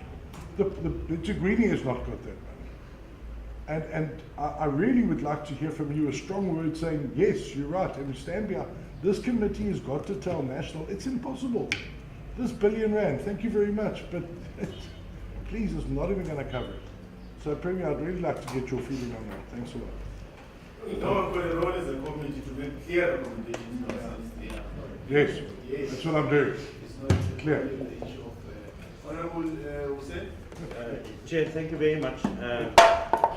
The one comment that I want to make for the benefit, I think, of the ad hoc committee is that there were 2 floods in KZN in a short space of time, and the big difference between the first and the second one is the much faster turnaround time and response from all the authorities on the second occasion, which is why you had, on the first occasion there were about 400 deaths, and on this occasion I think it's less than 5. And there are 2 things that contributed to that, Chair, is the fast response from officials and the authorities, as well as the early warning systems that was communicated much better on the second round than the first occasion. Which is why on the second occasion you didn't see too many vehicles stuck in puddles of water all over the place. You didn't see too many vehicles being washed away in rivers and so on. So that education and early warning on the second occasion, from a eThekwini municipality, for example, which is where the concentration of the damage has been, was much better. I mean, people got to know there's a thing called level 10 in floods. On the previous occasion, the municipality was completely silent. And the reason why I'm raising this, Chairperson, is I want Premier to take note of the importance of municipalities communicating urgently when they get that information from the weather service. Those guys have got a role to play. They share that information. The problem is the municipality doesn't do what they're supposed to do as quickly as it should. The second point, Chair, is the response of authorities and officials and politicians. And I want to share with you this experience. On the second occasion, at 9:30 that night, when Honorable Rogers and myself were on the telephone, we were getting telephone calls of people that needed to be evacuated in Mshloti and Konga. We called the Premier at 9 o'clock, 9:30 that night. I don't think he was fully aware of what was going on, and we briefed him on the phone. In a matter of minutes, we activated search and rescue, SANDF, police services, which is the reason why we didn't lose too many lives in Tonga and Mshloti. But your MEC is useless to the people of this province. To this day, he hasn't returned that telephone. Not even a WhatsApp message. So Premier, I don't know why you're keeping deadwood in your cabinet. I think on this occasion, you have led to a large degree as a genuine, sincere leader in this province, putting the interests of the people first. But there are members in your cabinet that is dragging this government down and causing damage to the reputation of your government, which is why people laugh at the KZN legislature. And I'm saying this to you because I know that we all politicians and political parties, we have our own internal problems. But those internal problems impact on the people of the province. And I ask that you take that issue very, very serious. I'm the third person who raised it now. But you can't have an MEC in the province who doesn't even give a damn about what goes on. And why it's important is that the implementation of the relief measures is done largely at the municipal level. The problem that we have, Premier, you are on record when you said that on this occasion, your government will make sure that there's no corruption with this 1 billion rand. And we've heard that. And I know that the provincial treasury has taken some steps to try and prevent it, which is great. But at the municipal level, there's no steps there. There are Section 36 awards in eThekwini with those water tankers. There are some water tankers are getting paid, they don't even exist. Because MEC has got no oversight over eThekwini. We went to Mlalazi yesterday and they told us 349,000 they spent on disaster relief. Go and look at that, what's going on there. Because when we speak to the MM outside in the meeting, the information that he provides in the meeting, he can't back it up thereafter. And you know, when the MM can't give you information and figures like that, there's something skeleton going on there. So the problem is when you have an absent MEC, you're not going to get the oversight that's required. And I can tell you in a matter of time, this ad hoc committee is going to come out with information about corruption there in eThekwini and other municipalities, especially around the Section 36 awards, because there isn't any oversight whatsoever. Premier, I think that it was unfair for the President to fly in here into KZN as if he's bringing a bag full of money. And he made this announcement of 1 billion rand. Actually, it was an IOU. We haven't received 1 cent yet. It's reprioritized money, what. And the minister has said it's not new money. Honorable Browser mentioned just now about the billions that we're going to need. And so what happens is that you end up with a president making promises that none of us can actually keep in government. And it creates a problem in terms of expectation on the ground. And that's why in your next opportunity with Mr. Ramaphosa, Cyril, tell him please, when he comes here, he must come with a bag of money. He mustn't come with a bag of promises. This thing is wrong. They fly in every time, a lot of fanfare with all the media, but not 1 cent. It's a PR exercise. And then you and us and everybody else have to pick up the pieces and explain to the public why things are not working and not happening in time. I'm encouraged by the turnaround time on the repair of those bridges of M4, because I was going to ask you that question, and thank you for that, because it's been a problem for a long time. But there's also that Soweto Bridge here in Ilembe that connects the Zamani Township and Dalo. I've been there, it's gone, finished. And I'm asking if you can please also deal with it. I don't think it's even on the MEC's list. Honorable McPherson raised the issue about that list that was submitted. There are a lot of roads that have not been submitted for funding from National Treasury. If you please can just look at it. The last point I want to stop now, there are other issues we can engage on later on, is this issue of the infrastructure damage. There are so many different reports about exactly what is going to be the cost of this issue. And can you maybe just give us what is exactly the picture in terms of actual cost for KZN in order to repair all of the damaged infrastructure? There's a lot, but there are so many figures that are running around. And I know that some of them are still making those estimates. But if you can give us a more clearer picture, it will make us understand exactly what's going on as well. Thank you very much. Honorable Fine. Thank you very much, Honorable Chair, Premier, Mayor, Chair of the Committee. Chair, I just want to start on the issue that the Premier raised with regard to the civil society organization. The emphasis that I want to put is that was made also by Honorable Member, that as a committee we need to meet with these organizations. I think firstly the priority list should be the NLC, the National Electoral Commission, the Solidarity Fund, and also the Survey Foundation, so that we find out the committee, the support that they give how are they living, which areas, and all those things. But also, we must be able to also meet with the Human Rights Commission as well.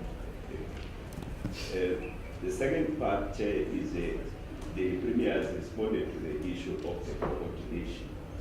But my understanding with regard to the coordination, whilst we appreciate the coordination at the level of government, I think the focus is at one level, because that's where these complaints and challenges are coming from. For instance, you will have these television channels, they will interview government, but also interview ordinary people. That's where then you find that there will be complaints from ordinary people. Meaning that then at the level of the wards, there's some gaps in terms of the coordination. So therefore it is important to note that at the level of the wards, all these issues that government is dealing with, the issues of food, housing, water, those things are down there at the level of the ward.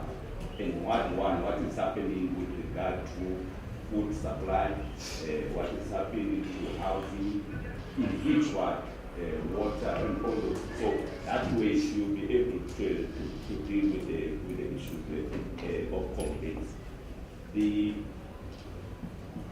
second issue, also, when we arrived the following morning on SABC, for example, they showing a river where people are unable to access the other side of where schools would be. Then there's a small boat that is used to ferry people to and there are long queues. So why say there's still this application process for bridges, whether we cannot consider having at least bigger boats, if it's possible, to ferry people from one area to the other side. I think that should also be considered. Whilst we have not yet received allocations, I wanted to check what is the role of the national government departments, their role in the province and also in the municipalities. The last 2 points is to what extent are the businesses affected, and also the issue of job losses in the province as a result of the funds. So the issue of the 1 billion keeps on coming up, and it was explained in our meeting, especially with the presidents, that there is this billion in the contingency fund. But those departments that deal with infrastructure were asked to utilize their money. And then once it is finished, they will be reimbursed. But it looks like this keeps on coming up again. I just wanted to make that point. Thanks, Judge. No, thank you. We still have that opportunity to have a meeting with the Minister of Finance, where we deal with some of the issues so that we can be fair. But now I allow the Premier to deal with the issues that are what will take us forward in the next few days around here. Honorable Premier? Thanks. I think, Honorable Mangu, the issue of the rail infrastructure, yes, it has not been captured in the report, but it is there. I think the Department of Transport can provide details to that effect.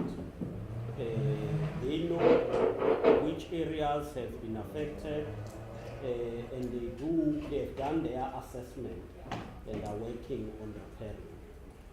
The issue you are raising about the port, we still need to do more, not only because of the floods, but it has been in our plans to ensure that we move cargo from road to rail.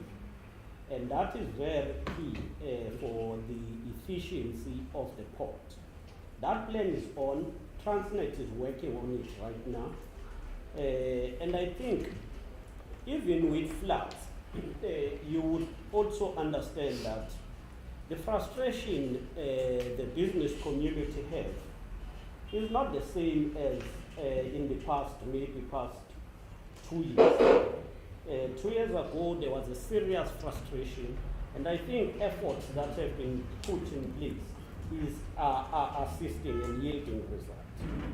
With regard to the climate change not featuring in the national report, I think you are correct, and we will update that. And with regard to the issue of SNDF, it might happen, and we will sensitize the colleagues in the center.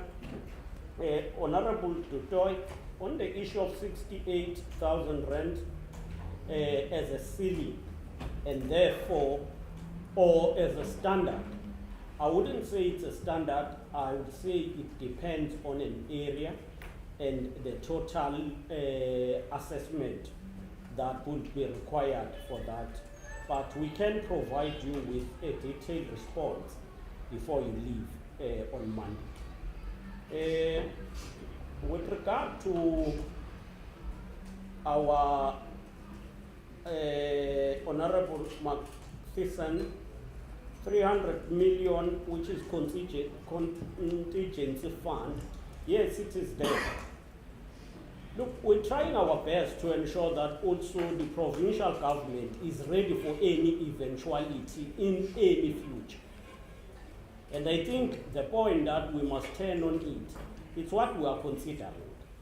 But to a certain extent, because you might not know what will happen in the next 2 months, 3 months, but the point that we must not suffocate services while there is funding is correct. So we are working on that. But just to release the whole of your contingency reserve, it means you are going to run into problems in future. So the point you are raising, it's work in progress. We are considering it, including working with other departments from national to assist us. I think the Department of Transport has came into the picture. They might have not submitted the plans, but we do have a plan. As I'm telling you that N2 is going to be fixed. Whether you talk of N2 North or N2 South, in the north here, if you travel from here to Durban, you will see that the side of the N2 that have been under construction is getting completed, and it's going to be far better than it was before. So the plan is in place. And I must take opportunity to clarify, because some of these things get out of our control, because they are often taken to court with service providers or constructors challenging processes, and you get delayed and delayed. So you are raising a point. We will be able to ensure that the plan is submitted as well. The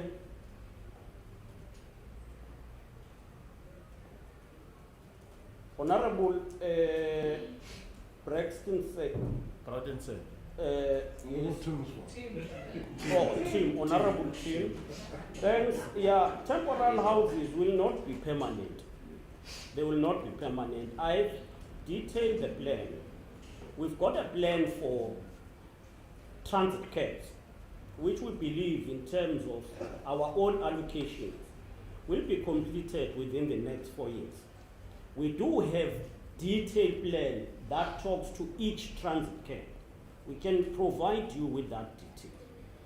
We also are going to be working in terms of these TRUs that will be constructed to house the current victims. But what is better with the current victims is that they are not going to be in transit care. They will have the TRUs that is just for a family. It's clear. It's not going to be like what you see. By the way, I would also encourage you to go to Chatsworth. Go to Chatsworth and look on the TRUs that we are using there. There are TRUs that have abolition facilities for each family. For each family. They've got geysers. I would request that to take a turn and go to Chatsworth and look on that. To a certain extent, it creates challenges because others view it that you are supporting that community and not others. But the point, these should not be permanent. We will be strong in saying let's get more resources, but also because you are raising it, I believe the honorable member will be able to take it up with the national government as well. Honorable was saying early warnings are important, and we are going to work on that, increase the capacity, and ensure that also municipalities communicate. And we're trying to establish a communication system that will help us from the province till ward level through the OSS, Operation Sugumasaki. So we will work on that. The question of the MEC as raised. I think the issue of the MEC is still in the office, is working, he has not resigned. The calls that he is employed, I think it's fine, we're dealing with that issue with him. The question of attendance, we will ensure that he comes and engages with you colleagues. The potential and the lack of oversight, I believe you have been established, this committee, to play your role in terms of providing oversight. But we also have our mechanisms to do the same. But Honorable will say, I agree that we must provide not only oversight, but the department must provide support and guidance. Avoid Section 36 and all wrong practices. And that's what we have been issuing to all municipalities. And I must ascertain this committee that we are assessing all awards that are at a provincial level through the provincial treasurer. The issue of other bridges, you are mentioning this one that is here.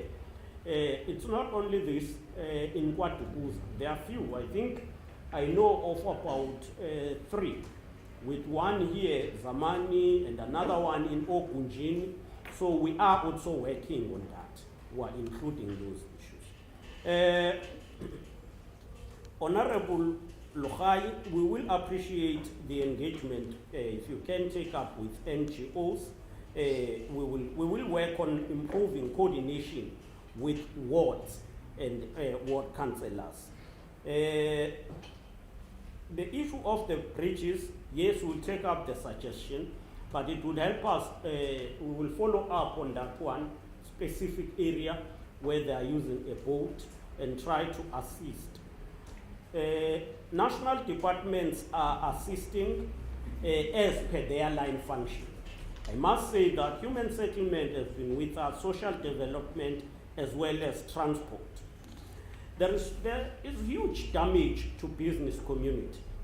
Serious one. As we are here, more than 34,000 employees are not at work in the South Basin alone. South Basin alone. And if you talk about Toyota, you talk about Sapref, you talk about SAP not working, it tells you the severity of the problem. But we thank colleagues, we will continue to work on these issues you have raised. But the only thing that we have not been emphatic to it is that we have been trying our best to respond. Because you must criticize Honorable Mukhalipi, but where we do our best, you must also say, you are doing your best here. I think Honorable Hussein is correct. They phoned me at night, I responded. Even later, I checked whether there was an assistance. And I responded to the issue you raised about the family. So I think we must collectively, it's not the time for politicking, it's a time for all of us to join hands to assist the needy people. I think this disaster has proved that we can live together irrespective of race or your your standing in the society, rich or poor. We get affected as one, and I think that spirit need to be enhanced. Thanks. Thank you, Honorable Premier. One thing that I will indicate, Honorable Premier, is that as this committee sees with this responsibility till the 30th of November this year, we took a conscious decision that there's nothing wrong with us giving credit where it's due.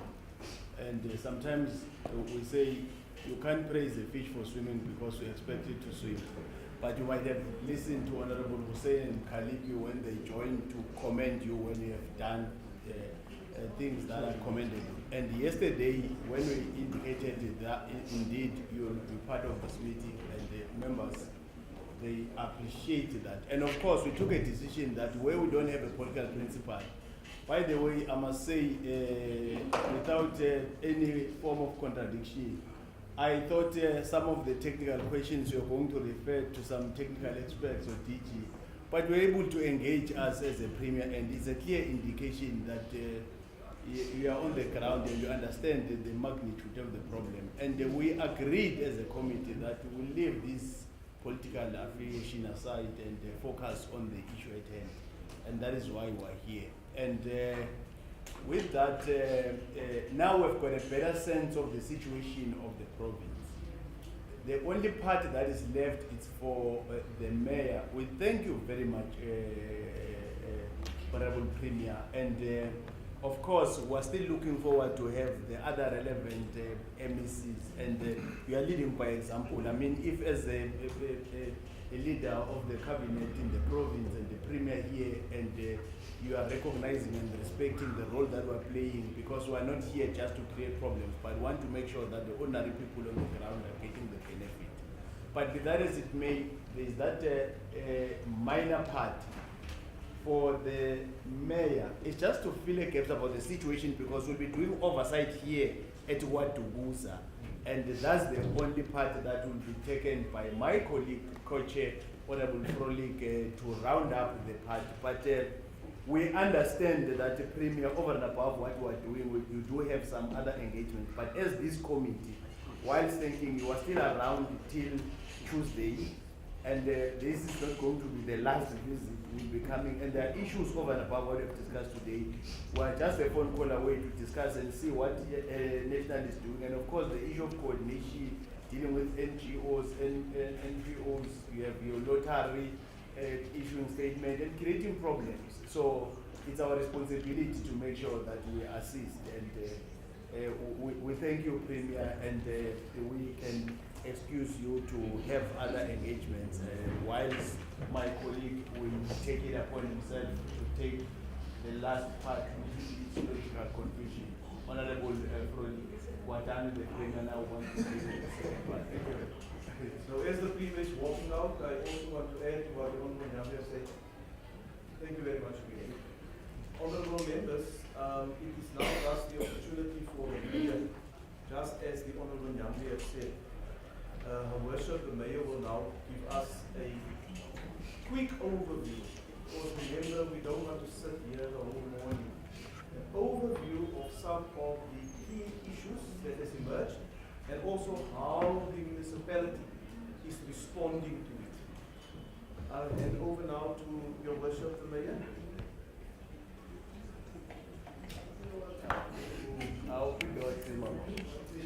It's not load shedding, the lights are working, it's something else. Okay, greetings to co-chairs, the Premier that's just left, members of the National Assembly present, NCOP members, Honorable Tsele, who is the member of the provincial legislature, councillors present, all protocol observed. I wish to take this opportunity and welcome you all to KwaZulu, the town of King Shaka, Chief Chief Albert's Luthuli. KwaDukuza is rich in heritage, and it is also the heartbeat of the North Coast. Yes, KwaDukuza was affected by the floods last month, and as a KwaDukuza community as well as council, we were never ready for such an overwhelming disaster which took the lives of 10 people. We wish to appreciate the support that we've been getting from different spheres of government, but still our people are suffering. The people that are housed in different centers in KwaDukuza.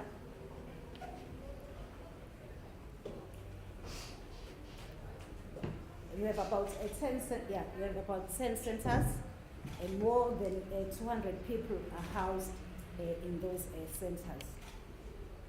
But we believe that this visit will cement the report for funding following the disaster. I would like to take you through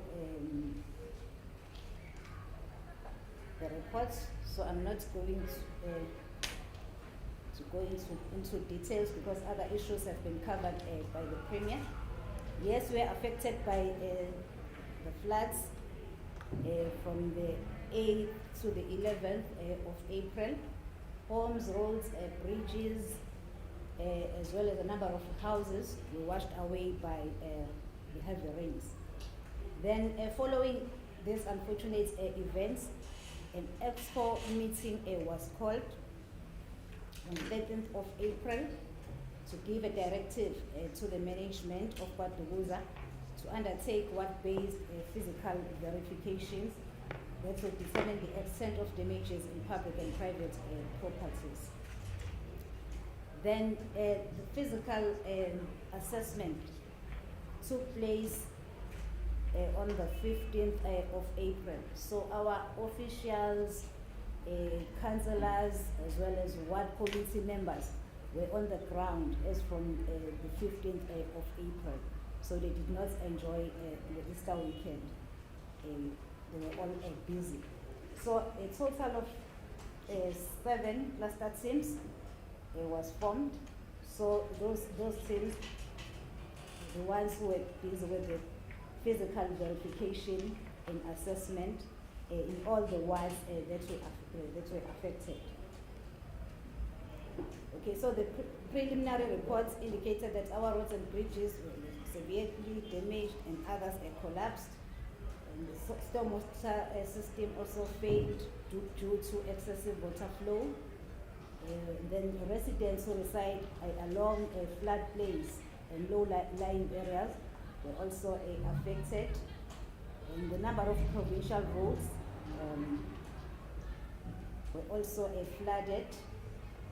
So Ilembe district, so that we are under Ilembe district, was the most affected municipality in terms of its road and infrastructure, far exceeding the extent of our neighbors at Seguin municipality according to the Department of Transport. During the assessment, COGTA also deployed a team of engineers. So they were here working with our civil department team to assess the damage to our infrastructure. Then under costing, there's a table. I think you can see that table, which estimate, these are the estimated cost for rebuilding and reconstruction of KwaDukuza infrastructure. There's electricity, and the total estimated cost is 23.471 million. Housing, 1,000,000. Civil engineering, 853 million. Public amenities, 132 million. Local council buildings, 40 million. Compound buildings, it's more than 3 million. Old age homes, it's 1.237 million. And this totals to 1.156 billion. Then the extent of damages. So a number of households were affected.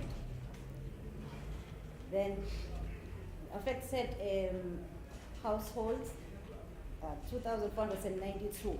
There are houses which were damaged, which are 315. Those were partially damaged, 239. Then the homeless family units, 363. Then the people were displaced at 231. Then as the municipality, we were assisted by Old Mutual. So Old Mutual Foundation visited KwaZulu with a number of foundations or donors who promised to assist people of KwaZulu in different ways. So we received food packs, blankets for the displaced families. Then under emergency response teams were activated to assist with the provision of relief, rescue efforts, and assessment of damages. The teams were also on the ground providing support where it was needed. And we have given you the list of role players who were instrumental in providing that support, which is SAPS, which assisted with the search and rescue efforts, municipal fire and rescue team, disaster management practitioners. I'm not going to go through all the role players because you do have in your report. Then we provided shelters to displaced families. As I've said earlier on, we have a list of centers where more than 200 people are housed. 8 people are housed at Driefontein Hall.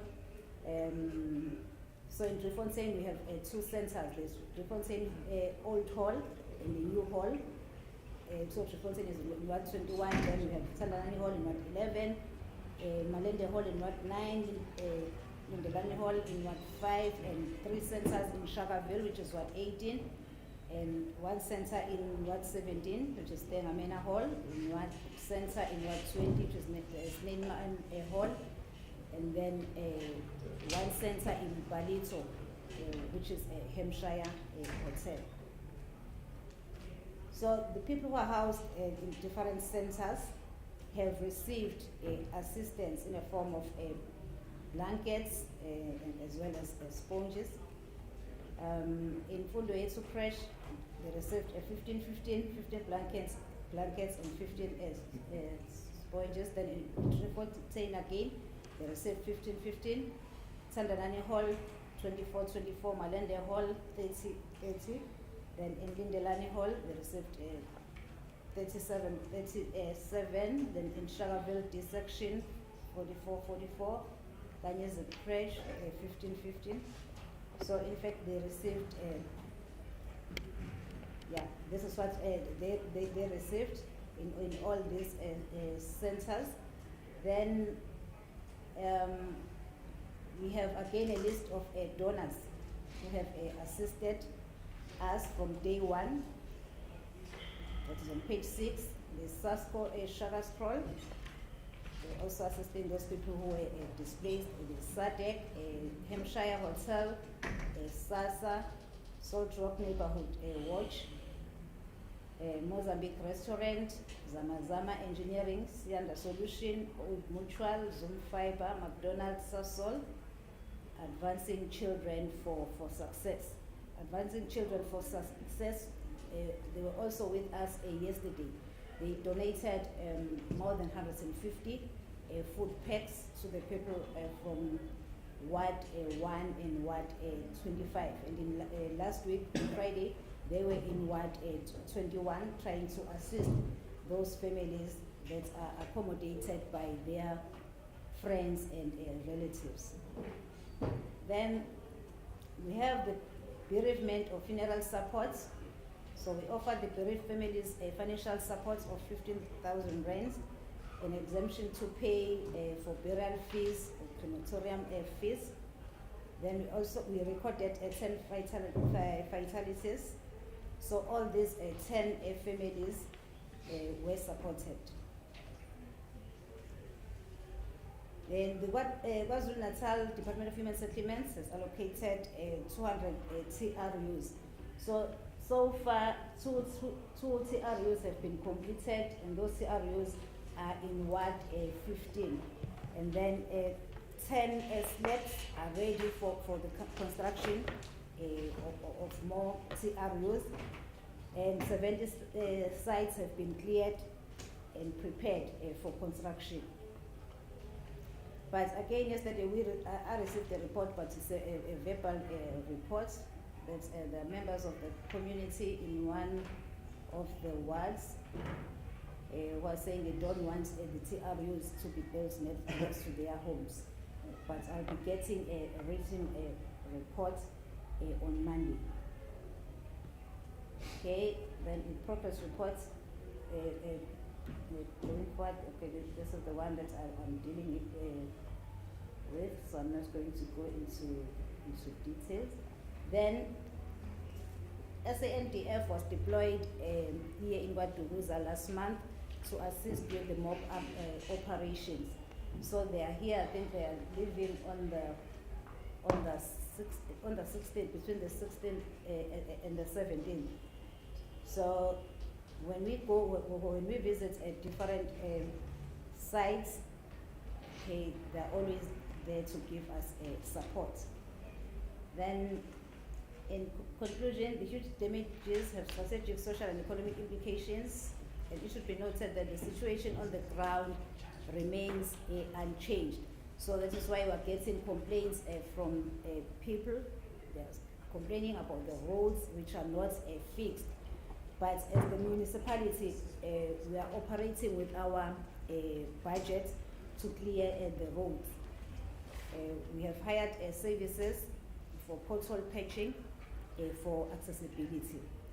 Yeah, that is all. I did not go into detail.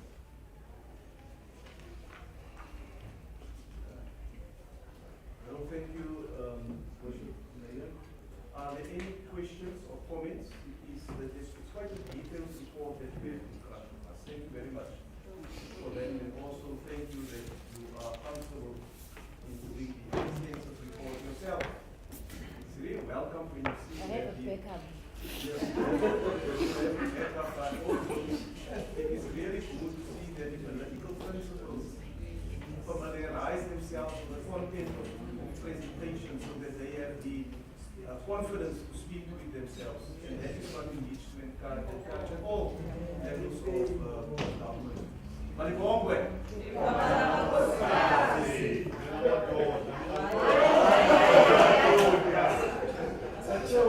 Can I see questions? Can I say just brief please? I really implore us to brief interventions. There's important sites that we need to go and visit where extensive damage has been caused. We won't see it from here. Number one. Number two is honorable mention. Number three. Number four is B. Number five is ranking. Number six is the same. Number seven, there were two hands in front. Number seven. Right, let's start with number one. Thank you, co-chair Malbongwe. Thank you, your worship. My name is Lisa Manuande. Mayor, there are just one or two things, point of clarity. You recorded 15,000 spent on various support or assistance. The Premier spoke about 20,000. Is it a similar amount? Or is it something up and above, different to the 20,000? I think that clarification will assist. You then mentioned in your verbal input, TRUs to Ward 15, two of them, and I was looking particularly at the progress of infrastructure, and my comment before you made that would have been saying this report doesn't seem to be a fresh report. because we're still talking about things that are still going to be done, and there is nothing in the report that seems to suggest what has been done and how far we are. And my suggestion and request would be if we could improve on that, update it, so that it assists us in terms of going forward. That will be all, Chairperson. Thank you. Thank you, Honourable Member. Number 2. Only one question, Chair. Right at the beginning, your estimate for the destruction is up to 1.1 billion. It could be understated, it could be overstated.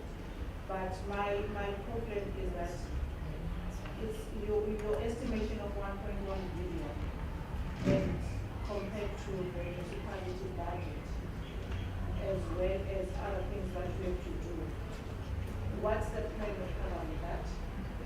Because I assume that this is what you will be telling the people. But at the very same time, we must avoid empty promises and some things that we cannot afford. If you cannot afford, what's the plan? Thank you. Number 3. Thanks, Chair. Can you allow me? No. As said, I cannot share. Majority, my name is Robert Mashiko. I'm a member of Parliament. 2 things. The one is, it might be just an because you remember I said to ask the questions on your document before it was presented, and I was correctly said that I should ask here. I know that the Premier tried to want to browse on what is it that qualifies you or disqualifies you to give one or the other. As an example that I gave, and this time I'm sure I can use your document. Now we are in on your page 6, on what 12, at the area. Surely you have made assessment to find that people have got needs, but then if they need blankets in your view, they need sponges in your view, they need stoves, and they need sport sets. Then, in giving them what their needs, you give them 20 blankets, but you give them only 20 sponges, so they might need, only 50 sponges, so they sleep on 50 sponges. They have got 20 blankets, so the other 5 blankets shall be somebody who's sleeping on the floor, like that's what they're making. You might be in a position to maybe have given 2 to the other. What's the reason? With that in mind, and I think Manu has asked it, but in the figures you are must we take them as new figures from what the Premier have said? Or is it the figures that are on top of? Maybe that's why the Premier has got 17 billion and 1.1 billion. It is compounded. If that is the case, the answer to the question that we do have is that, remember, you are instructed as mayors to go and reprioritize your budget as passed in. Yours is not, it's to be passed in June, I think. And it is not yet passed. So your reprioritization is a very simple one because it has not been presented to council. Are you reprioritizing, either reprioritizing at what level and what? How is it denting on the 1 billion rand that you are having as a need? And that when we go and ask for help for what it was, we should be saying minus that which you have as reprioritized money from your budget. Thank you, Honourable Member. We will the discussion when we get the reply from the Premier. We will discuss amongst ourselves as to the context in which these presentations are being delivered. On McPherson. Thanks, Chair. Big question, Mayor. It's Dean McPherson. On your cost estimates, I must say that it seems staggering, if I'm honest with you, and some of the numbers don't make sense. So I would just ask, as a written report to the committee, if you could provide an exact breakdown on where those estimations come from. I think the report, the committee would be grateful for that. Thank you, Mayor. Number 5. Thank you, Chair. That's me. you. Okay, Yeah, I think I wanted also to start on that, Chair, on page 2. The breakdown, for example, on housing, is just saying 101, I think it's million. If there could be a with regard to that, the local council buildings, how many buildings are we talking about, that kind of detail, the old age homes, how many are we talking about? But also on page 4, the blankets and sponges, there's no detail in terms of how much that has cost the municipality. The last point is on the identification of land. That is left to the individual councillors. Can the municipality centralize this issue of identification of the land rather than just leaving it to individual councillors? Because there could be a delay depending on how quick and how fast each councillor is. Thanks. Chair, there's just 2 issues I'm interested in. Is if Mayor can please let us know what is the total amount of money that the municipality had spent on emergency disaster relief measures. That information is not in the report, please, if you can tell us, and what you spent it on. And then the second is some information around how you've reprioritized your budget so far to meet the demands of the flooding, the disaster in your municipality. Thank you. 7. I think that's me. Mayor, first of all, I'd like to just echo the words of the co-chair. In comparison to what we had yesterday, this has been absolutely wonderful. So thank you, co-chair. I echo that.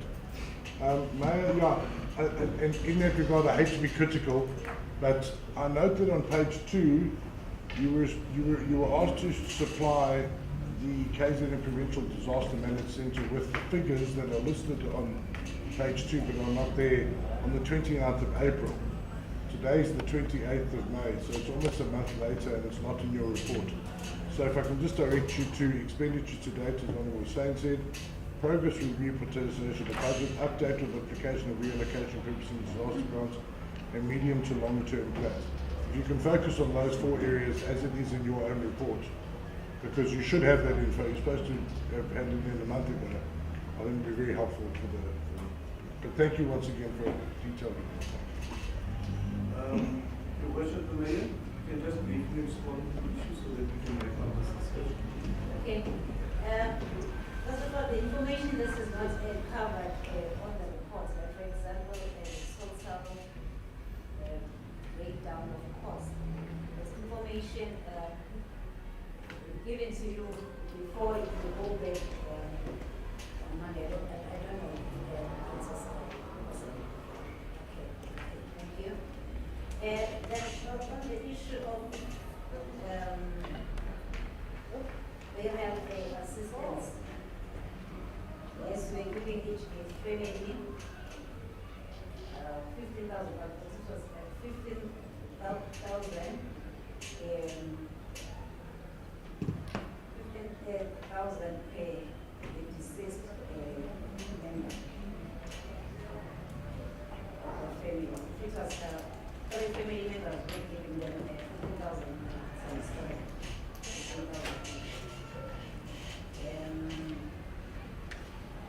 Yes, we need to update the reports. Yes, I do agree with you.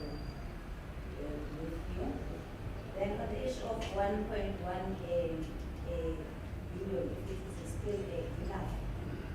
I think this 1.1 billion is not enough because we also experienced another wave of heavy rainfalls last week. So I think Mama will assist us to top up. Then on the issue of blankets and sponges, most of them were donated by different foundations. I think the municipality did a little to purchase blankets for the displaced families. That's the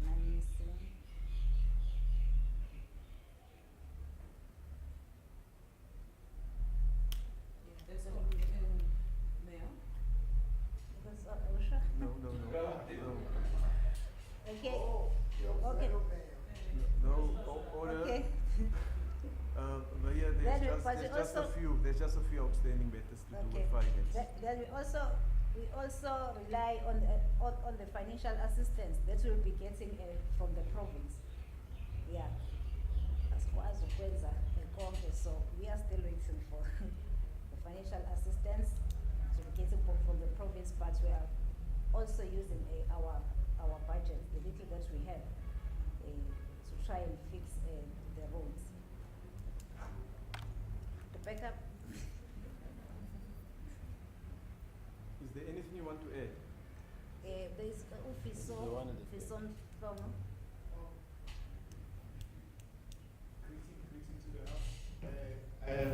I think, Mayor, you covered most of the aspects with regards to the breakdown of the estimated figure. As Mayor's highlighted that teams were formed, went out on all wards, on all 30 wards, and infrastructure was assessed, and this amount comes from all the areas that were visited. We do have a breakdown of each and every project that was identified that can be made available, which amounts to the figure that is on the report. Chair, sorry, I think maybe my question was about the amount of money that was spent for emergency relief measures so far, and the emergency funding. Out of the municipal budget, Yes. the amount of money spent on the relief measures. Is that available? Unfortunately, I don't have the figures. Okay. This is why I said information this is not covered. Colleagues, let us do the following. There are certain questions that, very specific questions that members have to give to the Secretary, so that when they interact with the municipality, those are the outstanding matters that the municipality can respond to. And then we will get them an indication as to exactly what is there. And also, it will be helpful if you can just include your list of donors, whoever donated whatever, with us, so that we can see where these resources came from and how it was being utilized. Honorable members, thank you very much, Your Worship, the Mayor, Councillors, and also to the staff that is here. It's been a very fruitful discussion, but now we need to go and do the work that we are supposed to do, that is to go out in the areas and look at the physical damage that is caused. Thank you very much. Thank you. Dola, Chair. can you just guide the committee as to where we're coming from? Chairperson will be guided by the municipality to the exact site. Where is the exact site?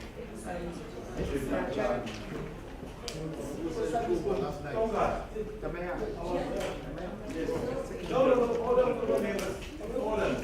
Let us just get one reply, please. Where are we going to now? Yes, Mayor? Okay, from here I would like us to visit 118 Shalab. It's not far from here. No. What they did is something in section, then from this section there's a hall which is not a hall, a bridge which is next to Sasa. Okay, so what will happen is we'll follow them, get to the site where it's supposed to be, there's no lunch arrangements for today. So we'll just proceed with the oversight work, and then we'll make an assessment once the place is